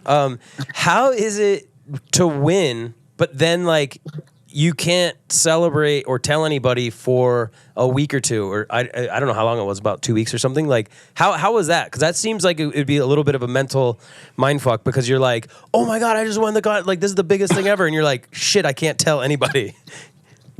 Yeah, it was kind of a weird experience for sure. Like, definitely some of my close friends, I couldn't hold the news. I was like, I got to tell the boys. Yeah. But knowing that, like, the world of snowboarding and, like, a lot of people in the industry, it's pretty special. And, I mean, I just want to say, like, fuck, it's so rad that Travis puts this event on and all the staff and everyone that does it. I just honestly can't believe it. Very, very, very fortunate. It's nuts. Now, I got to say, I feel as though with the list of riders that were up there, you're a bit of a dark horse in some senses. You got Travis, you got Mickle, you got all these heavy hitters. And I remember, watching you, I don't know how long ago it was, but you dominated the Fenway Park Big Air, and you've come from conventional slope styles and big airs and park riding, and you've had a great transition into riding backcountry. But how much do you think that dropping in on these high stakes slope style events, do you think you have an advantage because you've been in a bib probably more than a lot of those riders? Yeah, definitely. I think that plays into a factor of just more of like being okay with the nerves, just having all that like contest experience. But man, riding backcountry and riding those venues is like, it's what I always say, it's more like adapting to like what's in front of you. Cause when I would ride slopestyle or big air, we would practice, and we knew exactly how the jumps and everything would ride.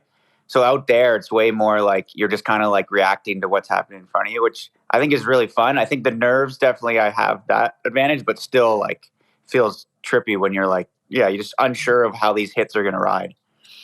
I have a question. Did you have a formula because it's head-to-head format, so it's a little bit of a chess game? Did you have any type of strategy when you were at the top? So that one was interesting there for the finals venue is that we didn't have any like video monitor. And if you dropped first, like in the finals against Niels, I dropped first before him. So I didn't get to see any of his riding. So my strategy was just like put it out on the line. Like on that last one, I was like with the cab 5, I was like, let's just see how fast I can go. And if it makes it happen, like I actually took off in the air and I let out a, oh no, because I didn't think I was going to make it around.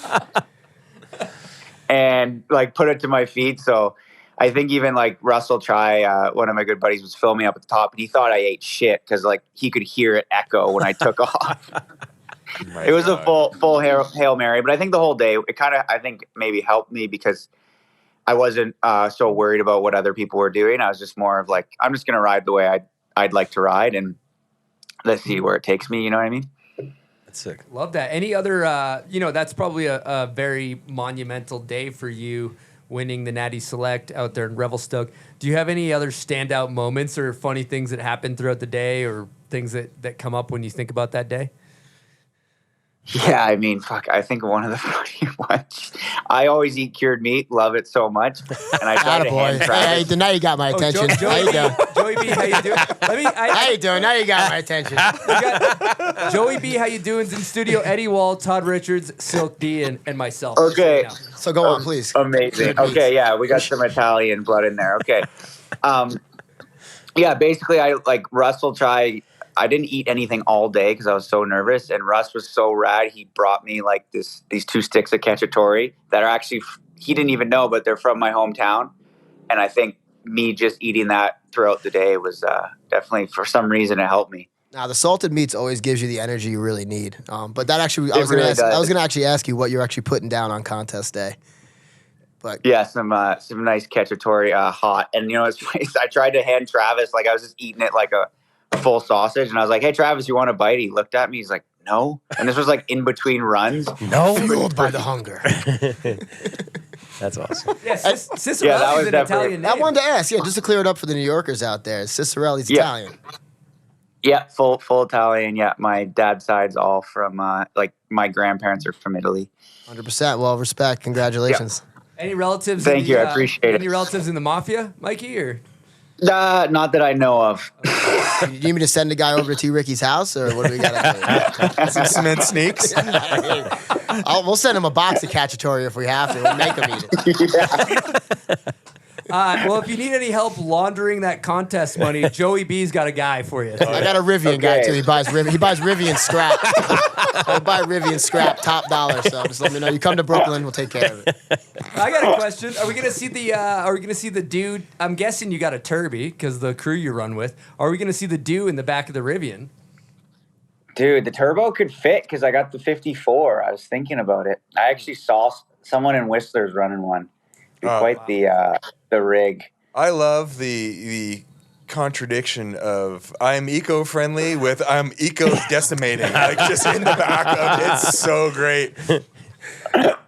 What is it? Is it a hybrid or is it full electric? No, full E. Full electric. Yeah. I like that. You should roll coal in that thing. Just swap the engine out, diesel. just fuck with humans on the sea to sky. Just put a smoke machine in the back and hit the button so it's like diesel. Yeah, it'll roll. I got a question. God, that's good.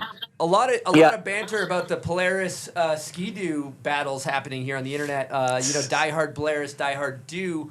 You're obviously Team Doo. How are you feeling about Team Doo? Where are you at with that? I mean, you can't beat the Ski-Doo in that that turbo, especially. I dropped down to the 54. I got the Expert. That thing's insane. I mean, yeah, there's definitely some, some people switching. It's making things interesting. But, I mean, I think Ski-Doo will always hold strong. Oh, yeah, the new whistle wagon's an absolute weapon. It's an absolute Yeah, it looks like you've been enjoying it. You've been wheeling all over. It's hard to keep the skis on the ground, Mikey. Let me tell you.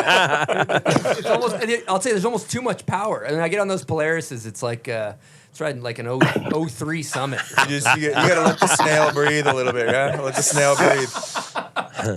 Yeah, I think we're on the right side of it. Well, we were just calling to say congrats. So you got a Rivian. That's incredible. And then I'm sure all the sponsors are happy. That's got to be good for the contracts. How are we feeling for the rest of the winter? Are we going to hit some jackers? Where are we at? Yeah, we've been. It'll definitely be cool. Right after the event, I came back to Whistler, and then I drove back out to Nelson. We've been doing this project with Torstein and Baldface Valhalla, where Charles Beckinsale. I saw the Beckinsale photos are pretty. Yeah, meaty.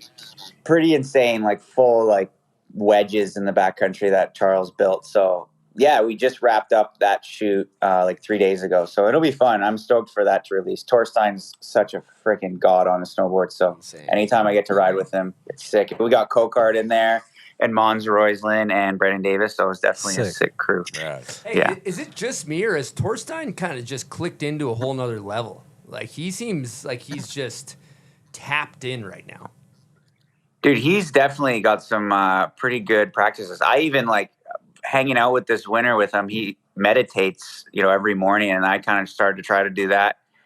And even that kind of stuff, he's just so dialed, and it's cool to learn from someone like that and learn his process, Oh yeah, can't wait. And in the words of Todd over here, he said there's going to be some quote unquote meaty jackers. So pretty excited about that. No, meaty wedges. Meaty wedges. And he's not talking about snowboarding. Meaty wedges is my nickname in high school. Well, it sounds like he's on the charcuterie program too. So 100%. Yep. That's the key to success right there. It really is. I feel like the Italian Canadians, one of the more underrepresented groups in snowboarding. We got a lot of Italian Americans here, but Well, they get the Italian heritage, but then they get the peaceful Canadian life. Totally. Rasman's Italian too. So we got another one, yeah. All right, Team Italy I stack. know, you guys got to get a couple more people on there, and you have a full-on mafia. You know how? Yeah. Louis Vito too. Yeah, you get Vito. He's willing to trade nations again. Team Italy. Oh, cool. Well, Mikey, anything else you want to wrap out about? Oh, I mean, how was the day yesterday? It looks like you guys had a good one ripping the pipe. I saw some McTwists out of Todd there. Oh yeah, I'm paying for it right now. Yeah, The trick that keeps giving. The McTwist was great. There was no problems with McTwist. He started going front seven. Now he's gonna have a little hospital visit. Yeah. Oh, the old tailbone. No, it's the old ankle scrape. We're gonna get that scraped out a little bit. We'll be good. We'll come right back. Nice. That's good to hear. All right, Mikey. Well, just one more time, congrats. And I'll hopefully see you soon. Are you coming out for BombHole Cup or no? I don't know if I'm going to make it happen. I'm sorry, Chris, but I got to be there next year. All good. It's supposed to hammer snow the day of the bank slalom, so. I mean, I think people will be stoked, but I can't wait to see all the recap footage. It's going to be awesome. We got kind of a reset coming here to Whistler, so winter's still on, which is nice. Oh, yeah. Well, I hope you get a couple more bangers for the end of the year. Tell the big wig I say hi if you see Mikey. And we'll. Oh, I will. Yeah, it's Mikey's birthday today. Oh, it is. Wow. Yeah. To reach out. Yeah. Happy birthday to Rents. Yeah, he's a legend. All right, Mikey, thanks for calling. We're going to keep the show going. See ya. And, congrats on the Rivian. Can't wait to watch it. Thank you so much, boys. Have a good one. Later. Peace. Nicest dude ever. That dude rules. Ripper, nicest dude ever. Good Canadian. Yeah. Italian Canadian. But he's also, know what's cool about Mikey is that he's always been under the radar guy. Like he was like a 5 to 10 for a lot of the major contests where, you see Mark, who's his Canadian partner, on the podium all the time. You see Marcus Cleveland. But he was right there the whole time. He's won some major events. He won that big air at Fenway, but he's never been, the favorite. And so for him to win national selection is huge for his career. Yeah, it's Hang your hat on that one for sure. Yeah. the most prestigious event, I would say, these days. Yeah, I think it's pretty That's pretty. As far as clout goes, for sure. Yeah. And I know he went up a couple notches in Joey B. How you doing? Yeah, oh yeah, and that's top tier guy. That was amazing. When he's like, "Oh, salted meats." You perked up. Yeah, Oh, what? it got my arm perked right up. Okay, here we go. What are you talking about cured salted meats? A couple notches on the sausage right now. Yeah, I mean, you know, come on. T. Ricky doesn't know what he's missing out on. He's gonna say yes. You ever go out and measure this, like the fresh snow with a sausage? No. I like a kielbasa. I use a kielbasa. I gotta start doing stuff. Could be like a good, that. could be a good way Take to the Italian bread out and stick it right in the snow. Yeah. We got a half a loaf defect. Keep out of here. I About a keep a half a tape load. measure in my garage, and I keep a kielbasa right next to it for reference. Yes, depends. I don't really like taking out the tape measure. Yeah. All right, we're going to take a break and talk about Woodward Park City. Now, we're 9 to 5ers here at the BombHole. A lot of times after work, it's dark. You know what? Woodward's got you covered. They got lights. So you might see Silk D, when he gets done production, he's out there busting down the Woodward Park. So it's great setup. They got all the stuff for beginners. If you want to learn how to slide your first box, if you want to bunny slope and learn how to ride a snowboard for the first time, all the way up to great kickers. They got a super pipe at peak season, which is very rare. We're talking a lot about half pipes. They got a great half pipe. So be sure to check out Woodward Park City. One thing that I think is cool is I see a lot of the kids in there practicing into the foam pit, practicing their back sevens, and then they can go take it out to snow, which is really cool opportunity for kids to progress. They're all about progression. And they also have $40 lift tickets, which is unheard of in this day and age. So gotta respect them for that. You can pay $119 and get a month of unlimited outdoor riding. That's a great deal. So if you're looking for a fun place to bust down on your snowboard with some good friends, good people, be sure to check out Woodward Park City. All right, so Todd, we got a couple more Instagram questions we're going to rip through. I feel like this one's, you probably got something to add to this. Name something you actively hate and or dislike about the industry. This guy's looking for some hate. Hate or People actively love hate. dislike? How much time you got? Yeah, I know. That's Like, only- these cards only have 14 hours of recording time left on them. I'm not that big of a hate. I mean, Were you about to just say I'm not that big of a hater? That's I'm not. Am I that? Do I come across as a hater? Pinocchio's nose is growing. Okay, my current crusade. Can I just go with that one? The king of controversy. The active crusade I'm on right now is I just would like to see more resorts focus on giving people an introduction to half pipe in sizes that are more attainable for learning. Because, I mean, half pipe is such a huge thing globally, and in the Olympics, like, it puts on this exciting show in the 22-foot deep pipes. But for the average person to wrap their brain around half pipe riding, you got to start small. And to be honest, is being fully selfish because I just want to ride smaller pipes. But it is a stepping stone. It is a stepping Yeah. stone. You know, You you need to don't start just somewhere. You don't just all of a sudden, like, all the park setups are not all 100-foot booters just because that's what we have. That's the standard at the Olympics. There's stepping stones. Yeah. I think that's a good point. It's a great point. If you think about what percentage of the people on the resort, if you were to take on a given day, can actually air out of a super pipe. yeah, It's 0.01. Yeah, and then you look at Todd, like, and he's a goddamn Olympian, X Games gold medalist, all these things, and I've heard you talk about struggling in the 22. It's hard because the 22s are so, you ride those so differently than you ride a smaller pipe. First of all, it's like skating a mini versus skating a vert ramp. You have a lot more confidence in a smaller pipe, regardless of whether or not if you pull off the wall, you're going to land in the middle. But it's just that size ratio that gives you more confidence, which means that you can lean into your tricks more and you're more aggressive. You can attack the pipe a little more. 22-foot deep super pipes takes time. It takes a certain type of board, and it takes you to be willing to go faster than you're probably comfortable going. And that's when you're succeeding. So, why not give people a more enjoyable experience where they can hit these milestones? Like, I got out of the pipe, I grabbed, I did a 360. Like, instead of like, I made it halfway up the wall. Boy, there's still a lot of wall left to go up. Like, maybe next year. I took all the snow off the wall. Yeah, totally. Yeah, I think, like you said, super pipes are still important for the progression of snowboarding. Right. Aimu's not doing a triple cork in a mini pipe. No, Yeah. he's not. I mean, it's like there's different places for things. So I think that's my current crusade. That and babies that snowboard. Okay, yep, go on. It's just like I feel like children should be children. I feel like when you're a kid, there is a time where your developmental state, you should be in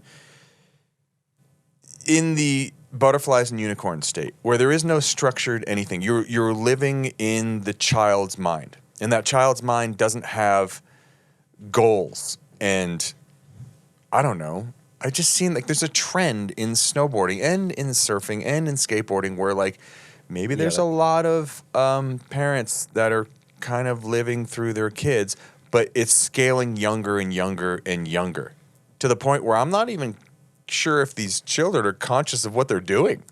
You know what I mean? Well, the access has changed because it used to be you had to be 6 years old, start on skis, and then work your way up to a snowboard. But then to learn to ride. There was an age limit?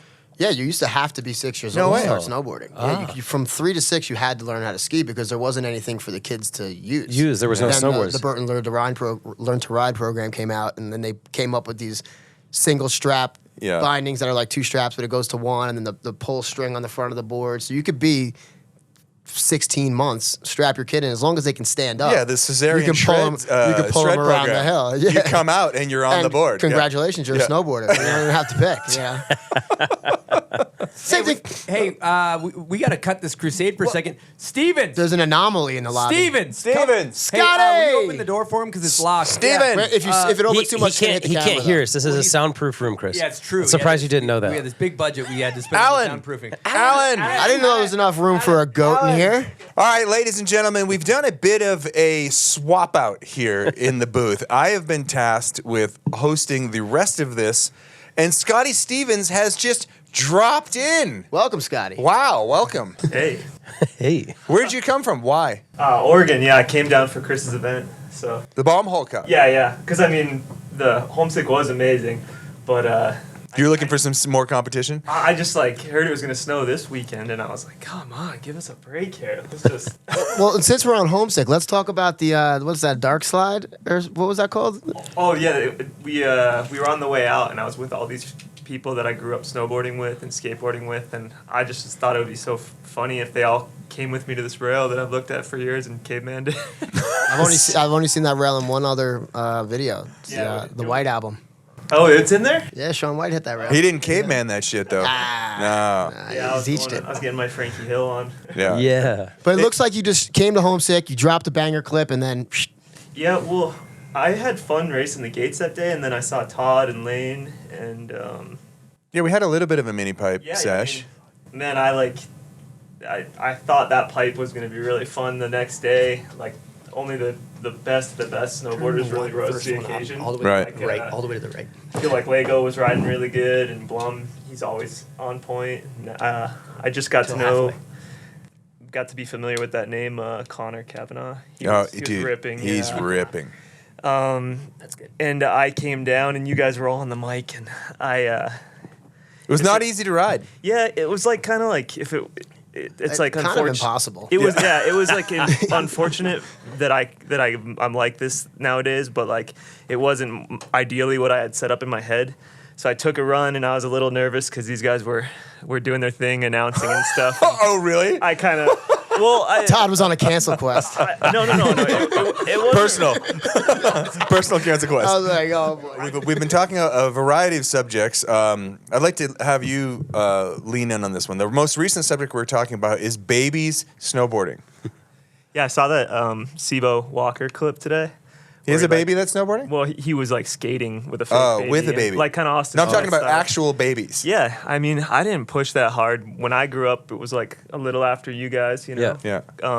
So the thought of like being pushed into this stuff was just like, it was non-existent, Yeah. you know? Your parents are supportive, but yeah, my kids, like we barely even can get gloves or underwear on. So like, I'm just waiting till it's a little easier. with them. I started my son surfing really early, and there was one day in particular where it was just a little bit bigger than it had been the day previous, and he stopped surfing for like years. Wow. Because Yeah, it was you he can do got Pretty he, traumatic, He got kinda. held under. Yeah. You know.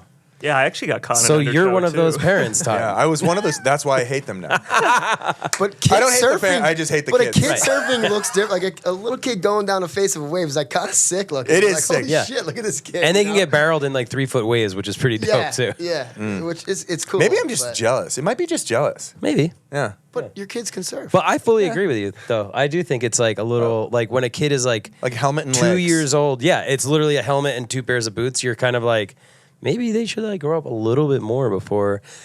It's I guess it's a catch-22 because there's probably a lot of people listening who are like, I just love snowboarding so much and I wish like my parents had got me into it when I was younger and like I don't know. But again, so it's kind of interesting though because of like this is like almost the first generation of like soccer mom type parenting in a way because like none of us got pushed into snowboarding by our parents because our parents didn't know what the fuck snowboarding even was. Exactly, yeah. They were like, what is that? What is that? Like they weren't gonna, and of course there's a few exceptions of parents who were hands-on even back then. But like for the majority of it, most parents were like, yeah, sure, go do that. I'm not gonna be like your baseball coach or something because I don't even know what you're doing. But now it's interesting because it's this whole other new generation of like snowboarders who are all having kids. And a lot of them or some of them are becoming kind of like the thing that we didn't want. Like, and that's why we got into snowboarding is because no one was like forcing us to Right. do it.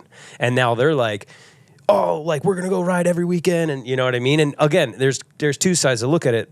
On one hand, those little kids might be stoked and they're like, oh, this is sick. Well, that's what I mean. Like, if the kid is genuinely stoked, Right. Yeah. And I'm not talking about the ones that you see. Like, there's a bunch on social media, and those kids genuinely looked really happy to be doing what they're doing. Yeah. I'm just saying, like, I've been, I don't know if there's a more of a percentage of this maybe in like Southern California, Maybe. but I'm like watching these parents with these little kids, and these little kids just do not look like they want to be. Yeah. And they're all like freakishly good, Yeah. but they don't really look like they want to be there. I just think they don't even know what liking something is No, yet. They're just like, That's Stoke what isn't I in mean. there. Yeah, they're going not- down the what I hill. mean. It's Yeah. just like And when it's we were also, this is what mom and dad are doing or something right. like It's that. like when we were kids and we were sledding. You weren't like passionate. You were just like, well, I guess I'm going to slide on a sled down a hill, and that was Yeah, it. I wonder if that's what it is for them. Yeah, probably. It's literally just sledding. Yeah, except it's $290 a day. expensive ass sledding, that's for sure. One thing I gotta add though, Eddie, is I competed against your dad in USASA, Eddie Wall Sr. in the Dude, would next I class. be in your dad's class? And, That was actually one of the questions on the ground. Really? Somebody asked I'm a if Eddie fucking I think- murder your dad in the Let's see what pipe. it says, Nationals. Let's see if we can pull this Take one up. that, Edwall Senior. and he rode the Eddie Wall Jr. Forum Pro model. I Eddie remember Wall. I saw him at a Here, spring Eddie, load you as got- This well. is from official JB. Does your dad still shred, Eddie? Met him on Lift, Ice Coast, Big Boulder Forum days. Yeah, so it's kind of cool. Speaking of like, this is one thing I want to clarify because sometimes people will introduce me to others, like someone, and they'll be like, "Oh, Eddie's dad is like East Coast legend snowboarder and stuff." And I think sometimes people who don't know the story think that my dad was like a snowboarder and then got me into snowboarding, and then it almost like it could have been like Eddie's dad like pushed him into snowboarding type of thing, and it was completely the opposite. Basically, right. we both started. I was like 12 and my dad was 42, and I was like, I want to start snowboarding, and my dad was like, oh, I'll like go with you and like just go with you, and instead of sitting in the car, I'll just try it with you. And so like we learned to snowboard together, and like we went to the hill every weekend and rode. And it's kind of funny because to me it was just like a normal thing, because I was like, well, yeah, it's like, well, it's me and my dad are going to go snowboarding. I couldn't drive or anything, and then he became friends. Like we would meet kids at the resort and the Montage, the Wolf Pack. Shout out to that whole crew. But like we would meet, and then my dad is all of a sudden like friends with a bunch of like 13-year-old kids, and they were just friends with him because he was just out there snowboarding, and we were learning tricks, and he loved like freestyle snowboarding, so he was like hitting the rails and the jumps with us and stuff. And so it was just this natural progression of like, until I was 18, I like rode with my dad every time I went snowboarding, which is pretty fun. That's right. And as a dad, that's like the goal. That's an ideal scenario right, for sure. Yeah, and so And you were 12. You weren't a baby. yeah, exactly. Yeah, no, I was not a baby. And so yeah, so it's You were pretty cool. eating solids? You're cleared in Todd's. In Todd's eyes, you're cleared. You're on solids. No bib. No Yeah. bib. Solids. But it's really funny actually, because there's two. my dad just sent me one of my first pro model boards, and I did a little Instagram clip of it. But there was actually 2 boards in the box, and one was his board, and he had, like Grenier just said, it on the bottom, he went to the dark side, and I'm going to do a little Insta clip of this later, but like he went to the dark side, and he had them carve out and P-Tex in senior on the base of the board. So it says Eddie Wall Senior. Wow. And it's like, That's G. yeah, it's like fully P-Texed in. So then he would ride that board the whole year. But yeah, he competed in, even like when I left home at 18, and he was like, loved snowboarding, and just, he had already had this whole friend group. So he just kept riding. Like when I moved out west, he was still riding on the East Coast. And when I started competing in USASA, he did too. Cause he's like, well, they have a group for me. Cause he was in his 40s. And which is, oh, that's kind of crazy. He started snowboarding when, like, how old I am right now is when he started. But anyways, And yeah, he's competitive. yeah, and so he started guy has the competing edge. in, and so he was like going to nationals and everything. Dominant force. Yeah. Yeah, Oh, from what I remember, he was, I remember he was quite him as the well, presence yeah. on the East Coast. Yeah, so I have a photo of our garage at home, and it's like his workshop because he's like a plumbing and heating contractor, and there's like beams in it, you know, or whatever, like trusses, and are they called trusses? With his bibs and stuff? And he hung all of his USASA medals there, and there's like 200. The whole you turn on the lights. He's a it's highly like, decorated athlete. yeah, seriously. Somebody call it a sandbagger. Hey, there's age limits and shit. Yeah. And but it was really cool. Yeah, so he competed up until, I don't know, he's 73 now, but and it was funny because the other day he was like, you know, he's like, I remember a few years ago, he was like, you know, I think I'm going to stop hitting jumps and rails. And this is like when he's like 68, you know, and then For him, I did that a long time ago. yeah. I'm like, I don't hit rails anymore. But yeah, he is 73, and he actually the other day was like, you know, I don't know, I'm getting pretty old for this. And the other day he went and he was like, nope, like I'm still loving it. I'm gonna keep going. And so yeah, he's still like, he actually just went to go riding the other day. Yeah. So. Man, let's get an air horn for Yeah. Eddie Wall Yeah, Senior. I don't know which one you Over to hit. the right, Oh Steven. shit, Right dude. corner. Yeah, probably that one. Oh. I'm out of my element, dude. Isn't the blue one? Soundboard, you're all right. I honestly had no plans of this at all, dude. Like I was good. Oh, hey Scott, how are you? Yeah. Never been in the booth before? Throw them in with the Right. wolves. Well, it's This is special. Oh, special. sir, this is your Special. first flight? Well, let's have you fly. not to mention like I'm fumbling words just when I'm confident with you guys.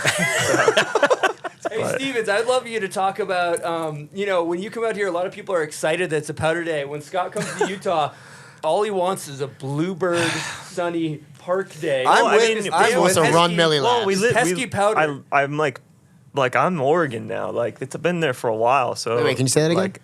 Like, You're Oregon now. well, I mean, dude, I'll say home. got another East well, here we Coaster in go. the booth. Actually, I like that you said that because I'll say home is Massachusetts. Like it's just embedded in me, and my wife's like, "Come on, like you know, Right. like you have a family out here for like At this over a point. decade, you know." But I don't know. What was it? What was your question? Why you like to ride park instead of enjoying beautiful well, powder days? what's the brand that originally had the Powder Sucks board? Ride? Was it Ride? Stepchild? Oh, no. Stepchild got it from. I don't know if it was Ride. I do remember that, though. It was some brand that was big, and they had that, and then Stepchild redid it. And like, dude, I don't want to expose myself too much, but I'm just not that good at riding POW in my head. I don't get really paid to snowboard to be on a level of riding. I love slashing POW, and I don't have a lot of surfing routes, but. Yeah, dude. Whenever I come out here, it fucking dumps. Dude. You're all, like, God damn it. But it's You know, the wise words of Todd Richards once said, if you want it to snow, just throw a contest. yeah, I like that because that's exactly what happens. much. It's 2 times in a 3 row. feet. And I'm with my buddies that like they're not they're my skate buddies that I grew up with in Massachusetts, and we're staying at this Vermont house, and none of them they don't even own a shovel, dude. Right. Like so the 3 feet falls and we can't even get out of the driveway. You should have Bridges come over and help you guys get out of your driveway. He's real good at it. Snow removal expert. my buddy Jeff Burke, if I could figure out where to hit that air horn. So Isn't it the blue one? I thought I saw all right, blue one, yeah. Yeah. Oh, there it is. Yeah, my buddy Jeff Burke, he just got this new Kia, and like BMW's making him or something, like the designer of BMW or whatever. The Whatever makes Kia you feel just better. couldn't get up the driveway, and he was like really sad for a few hours. That's Shout out to Burke. yeah, shout out to Burke, yeah. Well, I mean, it's you get you like what you like. Yeah. You know, and it's like it's just I do like it. It's just that like you prefer one over the other. Question: That's totally fine. Yeah. Though. have you, at any point in your life, resort or not? Well, yeah, resort or maybe home, but like dug out a rail on a legit POW day. Yeah, for sure. Like, I get like pretty clowned on for riding Brighton Park on a POW day. Right. And I love like the boxes having POW on them. Yeah. And you're like, but you know, like I can't change that. Like Right. I have great days, but I do not love powder panic because like I'm already a little Yeah. bit of an anxious person. I hate. So I like Same kind here. of take myself out of the running, and I have had great POW days. I just can't really think of any. Yeah. The one day when you built that pat down, you did that cab 5, and Ben Billock kept. I got it right. You said yeah. He kept cab 9ing that thing from Decade or whatever it was that, and that was a great POW day. It was minimal, but it was like I was like, fuck, this is fun, you know, to chase it, you know. Yeah. Well, you do like snow. I mean, Yeah, you and do also, like, you also like snow. I love it. I love it. Let's get one thing clear. No, I love it. I love cold. just- I love, but I have a lot of friends that like snow. yeah, Right. Yeah. I mean, but like so stoked when it falls from the sky. I'm like, like yeah, it's magical. It's like we're still stuck in that phase where it's like it's. but I think that's also your East Coast roots. Yeah. Right? Yeah. And you guys gotta I like back jumping. me up at yeah, Stratton that totally. day. I mean, there was when 3 when feet the of pow in the pipe, and it Todd fucking hated ruined it. it. You know? Yeah, Yes, I love that. I was like, That's can't true. You put, can't you put Ruined this somewhere it, else? dude. Yeah, We just gotta get the talk- dragon in here. There's a dragon for this. We got to talk about Stevens' like spot selection because I just ran into Stevens up at Beresford and Bodie's cabin up Yep. in Wyoming. Yeah, that was fun. And this guy, like, you know, you could show him a lot of things. Like if it was like a picture of like 5 features, the most obscure, weird thing that you've never even think about snowboarding on, he's lighting up like a lamp. with Yeah, that it's thing. day one. You Yeah. are like Yeah. You got these snowboarders, corrugators, day this one hip jump. song. I'm just gonna jib this deck. Yeah, well, I over here. mean, some of it comes down to like, all right, we're talking about powder snowboarding. Like, you have to be educated in the way of the mountains, you know? Yeah. And I wasn't like super good at maybe like always being studious with stuff. So it's kind of like surfing. It's just like it's a realm that I'm not studied up on, and sometimes I'm just like, well, like I'm gonna wait till I want to actually learn that, you know, Yeah. because like I don't want to make it unsafe for other people, or you know, like I was listening to Benedict's episode, that was incredible, by the way, not to get too far off, but he was talking about when they went to Alaska, and I love that because I was like, dude, I'd be the same fucking way. Like I'd probably be making things unsafe, you know, traipsing all over the place, and I'm like, I don't want to put people in that scenario, you know, because I can get flighty, dude. I can be like, It does sound like though, like, and by watching you and by what Grandy's was saying, like what you choose to ride, it takes I mean, first of all, I think growing up back east and having resorts that didn't really have much to offer in the way of like terrain parks, puts you in a different state of mind to what you can make something out of nothing. Yeah. And I think that's a very admirable quality, and I think it's like you've created a niche for yourself, which everyone loves to watch, and I think it's inspiring kids to ride shit that doesn't necessarily look like Yeah. it needs to be I ridden. agree. Well, skateboarding is the same way. Like sometimes these huge Dreamland parks and stuff, I'm like, oh, you skate vert, and I'm like blown away. I would love to do a fucking air in a vert ramp, but that like riding backcountry at a high level, you have to shoot for that. So with skateboarding, it's like I was looking at Chris's parking lot, and I'm like, this is good enough to have a session, dude. Oh, yeah. Like let's session this parking lot after, you know, like that's just where I stand. It's like, Yeah. it's like I would argue most It it can be parking lazy lots are, too. It can be lazy. Right. Yeah. But also, like, to me, I think a parking lot or a tennis court with a bench is like oftentimes way better than a park because parks nowadays, they just build all sorts of wacky shit, and you're Yeah. like, this is useless. It's also accessibility. Yeah. Like Yeah. the average kid, I mean, you're basically preaching to this new generation that maybe doesn't have the means. Yeah, Yeah, totally. for Yeah, sure. that's 100% Yeah. too. I And mean, go ahead. No, go ahead. Oh, I was just gonna say, like, I'm just looking at this photo here of a helicopter, but yeah, I mean, nowadays you just see these videos and stuff that are really crazy. And I think again, like you don't need a helicopter or a cat or to go snowboarding. Yeah. Like But I love heliing. the whole. Yeah, of course. That's I've the never actually dreamy been. aspect of I, snowboarding. I have a dream for you, Scotty. Yeah. Is you go to Alaska, you get out of the helicopter, and you drag a box. and you out. set, Scotty selection. yeah, you set up. We're doing Scotty selection next I year. mean, dude, right out here in the I front. love a good box. Yeah. just right in the middle of the Chugach range. But- It's like no, but- Scotty but- setting a box. But like you said, though, accessibility, because I think that's some of the hardest things. The hardest thing about snowboarding is just being able to get on the mountain, get all the gear. You know, Yeah. you don't need a lot to just have a little session. I mean, you know, I grew up snowboarding at a golf course. Yeah, Yeah. You know, that's where exactly. I learned the fundamentals of snowboarding on a golf course, and then moved up. You know, and it's like, Well, we've also gotten to see this go by in snowboarding when this can happen, because this wasn't going to happen in 2005. I watched Future Proof the other day. I hadn't seen it in a while, the Absinthe movie. Gnarly. And I was like, holy shit, dude. Yeah. I watched this movie back then, but I was like, the movie was insane, dude. What Yeah. Solberg and Kurt Westell and Marcos probably in there. It was fucking nuts, dude. Yeah. Like, yeah, it's a heavy one. Another thing I want to talk about, Scott, is a lot of people don't know you never fly to Salt Lake. You always drive. yeah, I like to drive, And, yeah. and every time Yeah. this guy drives, he's so diligent on his road trips. He pulls over. Yeah, I he's pull gonna over, find himself yeah. a bank ramp. He's gonna find himself a curb. He's Yeah. gonna find Sick. himself some flat ground. Yeah. And it seems like you got your spots. I'd love to hear you talk about that Yeah, process. Joey Fava's on to me. He can like tell, because like, you know, we've gone through this evolution where it was like, we all were hard posting whatever the hell was coming at us when Instagram started, and then it's like slowed down to you're the point where you're like, what is worth it? And I think that's actually really cool, because it's like maybe it keeps us, whatever the next change will be, you know. But like, yeah, stuff ends up on my story, and then Joey can see by the skate park in Eastern Oregon that I'm at. He's like, oh, Stevens is coming, you know. And that's funny. yeah, he's one of my favorite that I get along with. So like, He's picking up the clues. People got me pegged. He's picking up I the feel like it's clues. big for your mental health, though. Like you're Yeah. like, oh, I need to stop and get a clip, and like, Yeah, in like 2014, like I'd be out on my trampoline and it would be like tripod and shots, because you don't want to put anybody through that. And then like, you know, it's just like anything. It hey, was honey, like, it's just like an hour. dude. If you've never filmed trampoline, Yeah. for the silk cam, I'll demonstrate. You're going, like, especially with a fisheye, you're going up and down. Yeah. Like, I filmed Scott fisheye with a heavy Yeah, he HPS. has. You're holding a fisheye like High def this Jeff. for an hour. That's funny. It'll make you wish you were never Probably born. Justin Meyer, but like, yeah. So like, it's just whatever. I don't even really remember what we were talking about, but oh yeah, we were talking about evolution. And it's like, yeah, in 2014, like when Instagram changed to like 15-second videos, it was like posting yourself felt bad, because look at your guys' generation, man. That just was unacceptable. Oh, yeah. But, you know, For sure. and then you know now it's like, well, this is how we do it. This Right. is our Well, portfolio. we each run a magazine. Yeah. Everyone runs a Yeah, magazine. Right. and that's okay. I mean, what would it be like if it was still your guys' way? I don't know.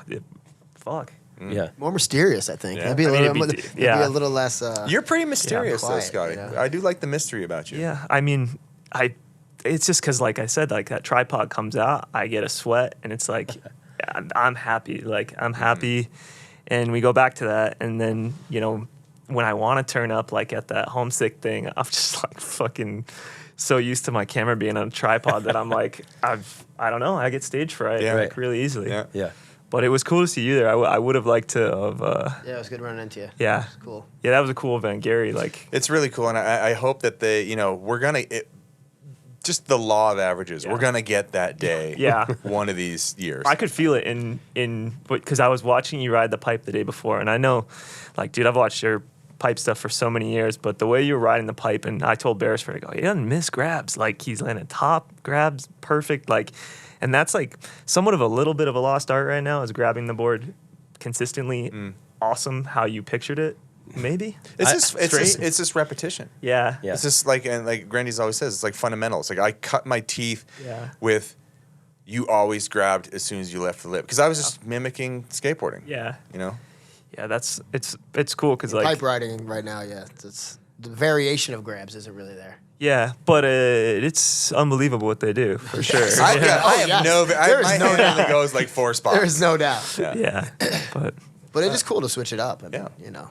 But I think that's cool. You know, like it's totally great that you do your own thing and you create these videos, and like I said, like it's like watching like Cheese and Crackers, like it's like a Day One song, like doing the most unfucking believable shit, and it's your lane, and you're in it, and you're influencing like a new generation of kids to kind of think outside the box a little bit. I think that's cool. I think that's like the true, like you get to these intersections in the sport where it's just branching off in this tree, and it's just cool to see that happening. Oh, thank you. Use your imagination. Well, I mean, since I'm here, I might as well like just name some people because it's like I watched so closely like all these snowboard videos. I know like pretty much all you guys' parts and everything. So like, I mean, for me in snowboarding, I didn't see really a lot of people doing weird shit until I saw Jason Brown. And then from Jason Brown, it probably was like Travis Parker, obviously. I mean, that would probably be like the way he did stuff was like unbelievable, like his aura. And then Kyle Clancy would kind of hit stuff like here and there. You were in there too, Eddie. You were beating to your own drum with like your video parts, and there's a lot more. But those are the ones that are kind of early. You kind of brought up what future proof? Yeah. And like what's interesting is that I am like a little It's interesting because back then in the early 2000s, like when you were filming a video part, like if you like I kind of luckily like Ian Reuter and Nathan Yant, like they would entertain me and build some like weird little rock rides and things like that because I was like loved trying to get kind of weird. Yeah. But a lot of times getting weird and creative is a lot of times it's not gnarly in the sense of like risk. And so, but with being on forum, it was like, I mean, there were things like there were like lines in streets like in Finland, like, oh, you could hit this ledge and then hit this rail and then like 180 over a stop sign and like, but they were like, we're not pulling out. They straight up were like, we're not filming that because it's not going to make the video. I was with Bertner, so like, this was a fucking. It was like he was writing, not to get carried away, but he was writing up things for us to get as weird as possible. Right. He's like, here's a shovel and 2 cones. Go crazy. You know. Whereas with Forum, it was literally like we would go to a 25 stair and they'd be like, no, we're going to go to a 30 stair. That would have been tough. And they're like, they would tell you like, we are not going to break out our cameras for this. Yeah, and the standard was like almost like they were basically painting themselves into a corner. Yeah. Like where do you go? Like, it's like like is it worth it anymore? Like someone's like, you're just going to break the whole team off. Yeah. No, it is. It's just a weird, that was the mentality. It was sorry and really sorry. And Jeff Rowley. And like, it was that time was like, who can be the gnarliest in the world and like risk your life with every trick you're going to do. And I remember when we were filming, I don't know who said it, but there was a thing that was like, if you're at the drop-in and you're not terrified, don't even hit it because it's not going to make the video. Yeah. And like to me, that was always a shame because I was like, there's so much cool creative shit that we could be doing. And now, like, obviously you, but you know, a lot of these videos that are coming out now, like they're in the past, 10 years, there has been a lot more creative snowboarding because, things go in kind of trends. It's a wild to even use that term kind of right now. What's that? Creative, because it's like, I was with Dan Breezy just like 3 days ago, and he hadn't snowboarded like in front of a camera for a while. Yeah. And I was like, Dan, I get to do this a lot. I'm gonna film you, and I was like, man, I missed the mark you put on snowboarding a little bit because for me being at the complete opposite end of the spectrum, it was nice to like, I don't know, I can't really explain it in words, but it was cool. And his style's really kind of absent right now. Right. You know? He changed the game. They had such work ethic. I would go out with him out for some capita things, and I was not going to hit what he was going to hit, but it took so much energy to like build those spots that like, I told him, I go, Dan, we miss you. And he's like, I mean, he doesn't even know what's going on in snowboarding right now. I think to myself about like what you said, if you're at the drop in and you're not terrified, it's not worth it. Like, wouldn't you rather be so excited? Like when we did Mountain Lab. Yeah, we were huge, so excited to do everything we were doing. We couldn't wait to take another run. It wasn't like, oh God, I'm gonna fall off the side and die. And that's the vibe you get when you watch that. Yeah. And look at how you wish you were there. But we can't like forget that like there are some guys that like to scare the piss out of themselves, and that's like that makes the world But going back to for that, sure. do you think that because the budgets were bigger for, let's say, the Forum 8 or back when those videos were getting filmed, that the budgets were bigger so the expectations were higher and you had to be gnarly? Whereas now there's not enough money. Yes. So you can kind of just get creative because it's really just clicks and views and Just budget boarding? Yeah, it's not like, listen, we're putting $100,000 into this project. We're going to move 1 million units or whatever it is, and the the ratio has to display what you're putting into the video. Whereas now it's like, all right, we're going to give you 10 grand, go out and do whatever you want, and just post about it and be more active on the internet. I think that's a really good point. We were actually talking about this with somebody like a month ago. Is like, that's true, because I do think that's a great point, because we were fortunate enough to be having like really big contracts back then, and again, with that comes high expectations, and maybe that high expectation is like 30 stair handrails and massive backcountry jumps. Right. And now it's like like if a company is your yearly contract is $15,000, like they can't really be like, all right, are you gonna go triple cork Chad's Gap? Because you're gonna be like, or you want to be in the backcountry every day. Or get heli So time, it is, and I know that, and I don't want people listening to this to think that like snowboarding is about how big your contracts are, and that's gonna judge what type of tricks you do. When you choose it to be your life and you're an adult. Yeah, it is and you're putting your life on the line. Yes. Then you should be getting compensated. Yeah, exactly. And so I think I do think that plays a lot into it, but also too, like things ebb and flow. And to be honest, like at some point, I mean, I remember conversations that we were having about how like the handrails can't get any bigger. Like we've found, like you go around, like they just don't make 50 stair handrails. Like they just don't exist. So. And then a little thing of Google Earth came out. Yeah, People were right. like, no, dude, I see a 50 stair right now. It's next to the train station. But I think like when you say that, like the older the city you go to, you're gonna find those.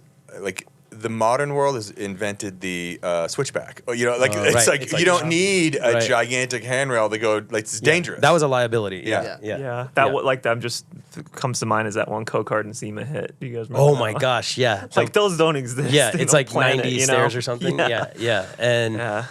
So it's interesting. And again, it's like, how big can you go? How big can backcountry jumps be? And it's like at some point it's got to kind of max out and then go away. And again, like if you watch a skate video now, like, and then you watch Sorry, there's no comparison. Like Sorry and the tricks that they were doing and the stairs that they were skating were way bigger and zero, and that was like so crazy. And then now it's like it's just different, Yeah, I mean it had to change, Yeah.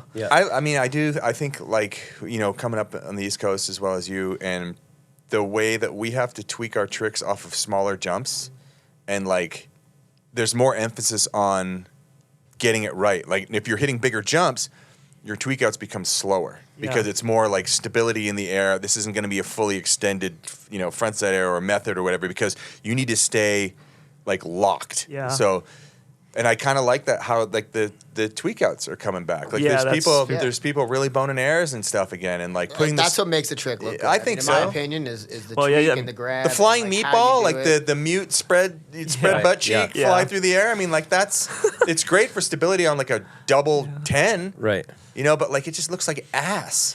Yeah, I mean, well, it's funny because even me, like I think I remember starting in 1994, and that would be prime time around when people were tweaking and boots were softer and yada yada. Because your whole boot thing got me wearing my TM2s longer, because I was just like, they start off pretty stiff, which is great, but like I've been wearing them longer and I'm like, oh, I fucking can get stale fish again, Right.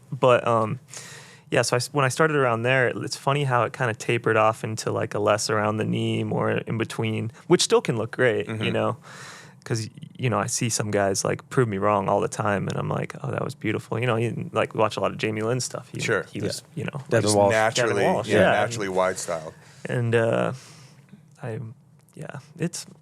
boot thing is huge though. I think for so. all of it. Yeah. I grew up riding in Sorels. Anyone else wear Sorels as a first boot? Yeah. You can get that knee to bounce off your board wearing But that. no stability. You might as well have been barefoot. Like I was never like tweaky guy, but like what Kevin Jones taught me was like most of my career I only laced my boots up to the first eyelet. Wow, that's like Zeb. Yeah. And we were all the stuff we were hitting was like that. Like even in the backcountry, we only laced up, and I usually wore boots for at least 2 seasons. And I mean, and obviously back then we're riding like, I don't know, 150 days a year or something like, and we're riding all summer too. So I was riding super soft boots and not laced up to the top, and I always loved that. Soft boots, big tweaks. All right, well, surprise guest Scotty Stevens jumped in. I'm honored, Thanks for coming. Yeah, on. let's.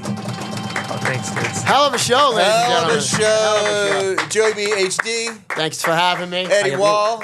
Thank you. You'll be up at BombHole Cup this weekend. I will be. Which, when this airs, will have already happened. So will Scott. Scott will be there. Scott will be there too. Thanks to all the sponsors that make the BombHole happen. Thanks to Chris Grenier, who's lying on the floor, for inviting us. Thank you, everybody. Thank you, snowboarding. And you don't have to go home, but you can't stay here. And Silk Dude. Silk Dude. Thank you. Let's go. All right, we have another show for you next week. I don't know what that's about, but it's coming. Like it or not. Over and out from the BombHole. How you doing? How you doing? Wow, what a day.